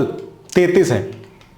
चलो हम आधे पे आ गए हैं लगभग। आईएमटी ट्राइलेट, भारत मोजाम्बिक तंजानिया, ट्राइलेट मतलब 3 होंगे इसमें, तो भारत मजे में है तंजानिया, ठीक है। तुम जानते हो कि भारत मजे में है, भारत मोजाम्बिक तंजानिया, ट्राइलेट, कोई टेंशन नहीं है बिल्कुल भी, ट्राइलेट याद रखना। ट्राइगर ट्राइफ किसके बीच में है? टीटी, अमेरिका, अमेरिका से कह रहे हैं तू ज्यादा टीटी बनना भाई, ट्राइगर टाफ, है ना, ट्राइगर टाइफ, तो अमेरिका के साथ बहुत हो गए, युद्ध अभ्यास हो गया, है ना, तर्कस हो गया, तर्कस के बाद ये हो गया, सी डिफेंसर्स हो गया, ट्राइगर ट्राफ हो गया, ये सब ध्यान रखना। धर्म गार्जियन किसके साथ कर रहे हैं? भारत जापान, पीछे भी तो आया था भाई धर्म, हाँ धर्म गार्जियन पीछे भी था। चलिए फिर शांति प्रयास जो है बहुराष्ट्रीय, शांति का प्रयास कौन कर रहे हैं? शांति का प्रयास आप भी कर सकते हैं, लेकिन आप शांति आपको मिलेगी तब आप प्रयास करोगे। यहां बहुत सारे राष्ट्र प्रवास कर रहे हैं, और कैटलॉग जैसा जो था एक कैटलस, वो भी बहुराष्ट्रीय था। दोस्ती, भारत मालदीव श्रीलंका, भाई मित्र है वो हमारा, मित्र शक्ति की हम बढ़ा रहे हैं, दोस्ती करवा रहे हैं उसकी मालदीव से। मालदीव तो वैसे ही दोस्ती करने चाह रहा, मोइज्जू भैया कह रहे हैं भाई साहब दोस्ती कर लो, गलती हो गई, है ना। हमारे भाई साहब लक्षद्वीप में टहला ऐसे करके जाके और बोले अब लक्षद्वीप, है ना, नो मालदीव, तो हवा खराब बोली। तो दोस्ती कौन करना चाह रहा है? मालदीव, और लंका तो चाहता ही है। सदा तंसीक, तो सदा तंसीक, तो ये कौन है? भारत सऊदी अरब, है ना, सदा तंसीक, तो जैसे मास्टर सीक हो जाता है, बीमार हो जाता है, तो अगर कोई सदा बीमार रहेगा तो भाई साहब अरबों पैसे खर्च हो जाएंगे, सदियों से अरबों पैसे खर्च हो जाएंगे। भारत सऊदी अरब, सदा तंसीक, सदा तन तुम्हारा सिक रहेगा, बीमार रहोगे, बुखार रहेगा तो अरबों पैसे खर्च हो जाएंगे, ठीक। चलो, खंजर किसके साथ करते हैं? किर्गिस्तान, खंजर तुम जेब में रख के घूम रहे हो, उसका कवर होता है, वो होता है तो खट खट खट खट करता रहेगा, मतलब किरकिर करता रहेगा। किर्गिस्तान, बताओ याद हो रहे हैं कि नहीं, बताते चलना। साइक्लोन, भारत और मिस्र के साथ हो रहा है, तो साइक्लोन को एक याद कर लेना। मिस्र की लोकेशन देख लो, चारों तरफ से ऐसी है भाई साहब, साइक्लोन इधर से भी आ सकता है, इधर से भी आ सकता है। डेजर्ट साइक्लोन, भारत और यूएई, वाह, मिस्र के साथ हो रहा है साइक्लोन, और डेजर्ट लग गया तो डेजर्ट वाले देश आ जाएंगे यूएई, दोनों दिमाग में रखना, ठीक है। डेजर्ट नाइट किसके साथ हो रहा है? भारत और फ्रांस और यूएई के साथ, डेजर्ट तो यहां भी लगा हुआ है ना। चलो, अभ्यास अत्युप थापा, ये किसके साथ हो रहा है? थाईलैंड, तो थाई एक हो रहा था, मैत्री हो रहा था, फ्रेंडशिप आप थाईलैंड वाली के साथ करना चाहते थे, और ये अभ्यास अत्युप थापा हो रहा है, तो अत्युप थापा तो थाईलैंड, ठीक है। एक्स बिनीबैक्स, तो ये बिनीबैक्स नाम सही है, वियतनाम और इंडिया। सूर्य किरण किसके साथ हो रहा है? सूरज कैसे निकलता है? ऐसे निकालते थे सूरज और ऐसे पहाड़ बनाते थे, तो ऐसे ही नेपाल है ना, नेपाल के साथ होता है सूर्य किरण, ठीक है, काफी पुराना है। दो चार और रह गए, इनको भी देख लेते हैं।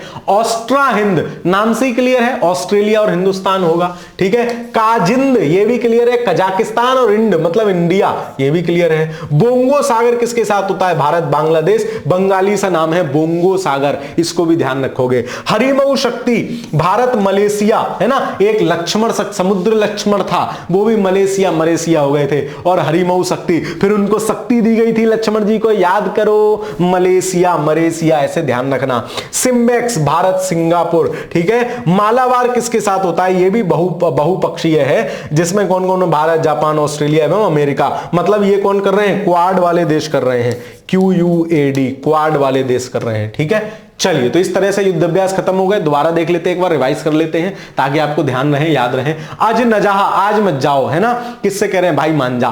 फिर युद्ध अभ्यास किसके साथ कर रहे हैं? अमेरिका के साथ। मित्र Shakti Lanka, Maitree Thailand, nomadic elephant, तो एलिफेंट गोला सा होता है, तो Mongolia. JIMEX Bharat Japan, Tarkash America के तर्कस, शक्ति किसकी? फ्रांस की। अभ्यास डस्टालिक, तो डस्ट है, उज्बेकिस्तान, ठीक है। सी डिस्पेंसर्स ये भी अमेरिका के साथ। धर्म गार्जियन भारत जापान।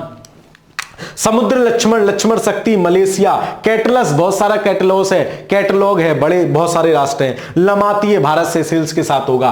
ट्राइलेट 3 देश हैं, ट्राई करो कि मजे में रहो, तंजानिया। ट्राइगर ट्राइफ ये भी अमेरिका के साथ है। धर्म गार्जियन जापान। शांति का प्रयास किसके साथ कर रहे हैं? भारत मालदीव और लंका कर रहे हैं शांति का प्रयास, बहुराष्ट्रीय है, ठीक है। दोस्ती है, सॉरी, मालदीव और जो है लंका के साथ। सदा तनसीक, सब हमेशा तनसीक रहेगा तो सदियों से अरबों पैसे खर्च हो जाएंगे, सऊदी अरब।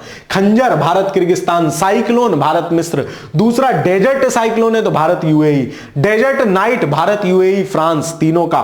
अभ्यास अत्युत्थाया तो थाईलैंड था, इसमें बीच में आ गए। एक्स बिनीवैक्स मतलब वियतनाम इंडिया। सूर्य किरण नेपाल के साथ। फिर ऑस्ट्रो हिंद ऑस्ट्रेलिया और काजिंद कजाकिस्तान और इंडिया। बोंगो सागर बंगाली सी भाषा है, बांग्लादेश भारत। हरिमऊ शक्ति, तो शक्ति किसको फिर मिलकर जिंदा हुए थे? लक्ष्मण जी, और किसके साथ था समुद्र लक्ष्मण? मलेशिया, तो भारत मलेशिया, ठीक है। SIMBEX Bharat Singapore. मालाबार भी बहुराष्ट्रीय है। चलिए, अब इनसे आधारित सवाल जो मैचिंग में पूछे जा सकते हैं उनको देखते चलते हैं।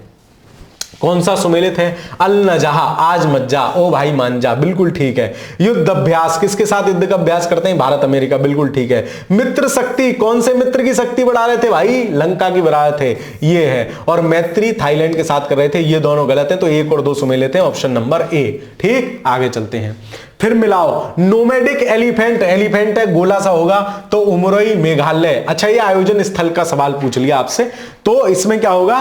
कौन सा सुमेलित नहीं है? नोमैडिक एलिफेंट मेघालय में आयोजित हुआ है, तो आयोजन स्थल भी इनके पढ़ लेना भाई एक बार। जिम्बैक्स जापान में ही आयोजित होता है, ये भी ठीक है। तर्कस जो आपका है वो कोलकाता में नहीं, तर्कस कहां आयोजित हुआ है? देख लो हाथ क्या थी। तर्कस कहां आयोजित हुआ है? कोलकाता में आयोजित हुआ है। तर्कस तो ठीक है, तर्कस ठीक है, तर्कस कोलकाता में हुआ है। शक्ति जो है वो कहां आयोजित हुआ है? जो फ्रांस के साथ शक्ति था वो कहां आयोजित हुआ है? देख लो, मित्र शक्ति नहीं, केवल शक्ति। धर्म गार्जियन शक्ति कहां है? शांति प्रयास आ गया। भेयर इज शक्ति, ये है, ये हुआ है उमरोई मेघालय में आयोजित हुआ है, ठीक है। तो ये जो है गलत है। कौन सा सुमेलित नहीं है? तो शक्ति सुमेलित नहीं है, केवल 4 सुमेलित नहीं है। चलो, प्रमुख युद्धाभ्यास और भागीदार देश, यही पूछा जाएगा सवाल, यकीन रखो, ठीक है। देखो, डस्टालिक, डस्ट में उज्बेकिस्तान, बिल्कुल सही है। सी डिफेंडर्स अमेरिका, जापान नहीं है, गलत हो जाएगा। धर्म गार्जियन भारत अमेरिका, है ना, धर्म गार्जियन भारत जापान है, ना कि अमेरिका, ये भी गलत हो जाएगा, ये भी गलत है। समुद्र लक्ष्मण मलेशिया से 1 और 4 सही है। देखो 1 और 4 कहां है? इनमें से कोई नहीं, ऑप्शन बी 2 और 3। अच्छा, कौन सुमेलित नहीं है? जल्दबाजी में ये भी गड़बड़ नहीं करना है, कौन सुमेलित नहीं है और है इसमें गड़बड़ कराओ। 2 और 3 सुमेलित नहीं है। चलो, फिर कौन कौन किस किस प्रकार से था? कैटलस जो था समुद्री अभ्यास था, बिल्कुल ठीक है। लामातीय नौसेना अभ्यास नहीं था, वो उनका जो है भारतीय और उसके बीच का अभ्यास था, गलत है। IMT ट्राइलेट ये भी सैन्य अभ्यास नहीं था, ये समुद्री सैन्य अभ्यास था। टाइगर ट्राइफ अमेरिका के साथ, ये राहत अभ्यास था, है ना, कि भारत अमेरिका के साथ। तो 1 और 4 जो हो जाएगा सही सुमेलित हो जाएगा, ऑप्शन नंबर सी। ये भी एक बार देखते चलना भाई, उसको भी पढ़ लेना सारा, ठीक है। चलो, फिर प्रमुख युद्ध अभ्यास 2023-24 से संबंधित निम्नलिखित में से कौन से सुमेलित अभ्यास भागीदार देश? अच्छा, दोस्ती किसके साथ है? भारत और बांग्लादेश की है क्या? सदा तनसीक भारत और सऊदी अरब तनसीक रहेंगे, ठीक है। खंजर जो है भारत ईरान नहीं है खंजर जो है किरकिर कर रहा था, ये गलत है। तीसरा गलत तो ये गया। साइक्लोन भारत और मिस्र का, तो साइक्लोन जो है वो भारत और मिस्र में था, ये ठीक है। मतलब कौन सुमेलित है? ऑप्शन नंबर बी, 2 और 4 सुमेलित हैं, सऊदी अरब और ये, ठीक है। चलो आगे चलते हैं। कौन आयोजन स्थल? तो डेजर्ट साइक्लोन कहां आयोजित हुआ है? कौन सा सुमेलित नहीं है? डेजर्ट साइक्लोन राजस्थान में आयोजित हुआ है, बिल्कुल ठीक है। एक्स बिनीवेक्स केरल, सूर्य किरण उत्तराखंड में हुआ है, नेपाल के साथ, ठीक है। हरिमऊ शक्ति मेघालय में हुआ है, ये भी ठीक है। मतलब दूसरा ही सही नहीं होगा, ऑप्शन नंबर बी। प्रमुख युद्धाभ्यास भागीदार देश सिम्बेक्स भारत सिंगापुर, ठीक है। बोंगो सागर भारत बांग्लादेश, ठीक है।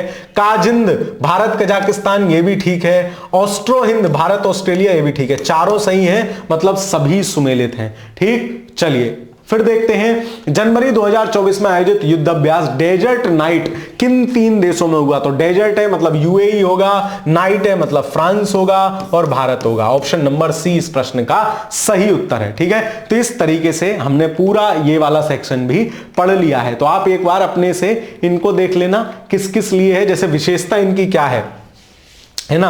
तो विशेषता में जैसे श्रीलंका में आयोजित हुआ है, मित्र शक्ति ओमान में, जो कहीं विशेष स्थान है उनको ध्यान रखना। जैसे ये उमरोई मेघालय स्पेशल दिया है, नोमैडिक एलिफेंट, इसको याद रखोगे, ठीक है। फिर ये कोलकाता में आयोजित हुआ है तरकश, इसको ध्यान रखोगे। फिर ये उमरोई मेघालय में आयोजित हुआ है शक्ति, इसको भी ध्यान रखोगे, है ना। और जहां पूरे पूरे नाम दिए वहां कोई सी डिफेंडर्स कहां है? पोर्ट विलियर्स में। पूरे देश के नाम दिए, वहां पूछे जाने की संभावना नहीं है, जहां स्पेशल है वहां पूछे जाने की। धर्म गार्जियन जो है राजस्थान में हुआ है ना। ये विशाखापत्तनम में आयोजित हुआ है समुद्र लक्षण।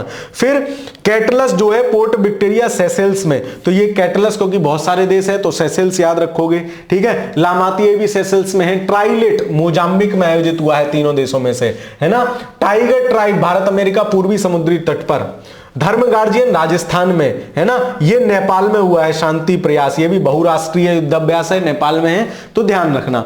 दोस्ती जो है वो भारत मालदीव श्रीलंका के साथ कहां हुआ है? मालदीव में आयोजित हुआ है। और सदा तनसीक राजस्थान में आयोजित हुआ है, पहली बार हुआ है, इसलिए पूछा जा सकेगा। खंजर जो है बकलोल हिमाचल प्रदेश में, भाई बकलोल आदमी खंजर घोपेंगे, ठीक है। चलिए फिर राजस्थान में आयोजित डेजर्ट साइक्लोन है, ठीक है। बाकी ये सब ध्यान रखना। आईएनएस पुलिस द्वारा प्रतिभाग वियतनाम में आयोजित पिथौरागढ़ सूर्य किरण को याद रखना, उत्तराखंड में पिथौरागढ़ में आयोजित हुआ है, ठीक है। चलिए बाकी उमरोई छावनी मेघालय में एक दूसरा है, हरिमऊ शक्ति भी है, ठीक है। बाकी इसमें से कुछ और महत्वपूर्ण नहीं है। सवाल मैंने आपको करा दिए। आपको इकोनॉमी और इसके सवाल भी टेलीग्राम ग्रुप के माध्यम से डिकोड एग्जाम का टेलीग्राम चैनल है, वहां मिल जाएंगे। तो आपकी वैज्ञानिक करंट अफेयर्स वाली जो घटनाएं थी उनकी एक क्लास मैंने करंट अफेयर्स की कंप्लीट करा दी है। अगली क्लास में उत्तर प्रदेश स्पेशल देख लेंगे, 50-55 सवाल लगभग उससे बनेंगे। फिर एक क्लास छोटी रहेगी बिहार स्पेशल की। ये दोनों क्लास लगातार आपको मिल जाएंगी, इनको भी देख लीजिएगा ताकि यूपी बिहार वाला चीजें खत्म हो जाए। फिर जो संक्षिप्त अंक की है, व्यक्ति वगैरह, वो सब भी हम 2-3 क्लास में कंप्लीट कर लेंगे, ठीक है। चलिए तो ये क्लास आपको कैसी लगी कमेंट के माध्यम से जरूर बताना। बाकी अपने दोस्त मित्र मंडली सखा सहेलियों के साथ भी साझा कर देना।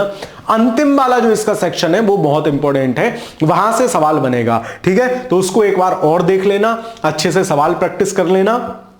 बाकी चैनल पर नए हो तो चैनल को सब्सक्राइब जरूर कर लेना। वीडियो कैसी लगी कमेंट के माध्यम से जरूर बताना। आपका कमेंट किसी भी अध्यापक के लिए एनर्जी या सोर्स का कार्य करते हैं कि भाई चलो कुछ अच्छा करते हैं, ठीक है। चलिए तो मिलता हूं आपसे फ्री एक ऐसे ही अगली वीडियो में।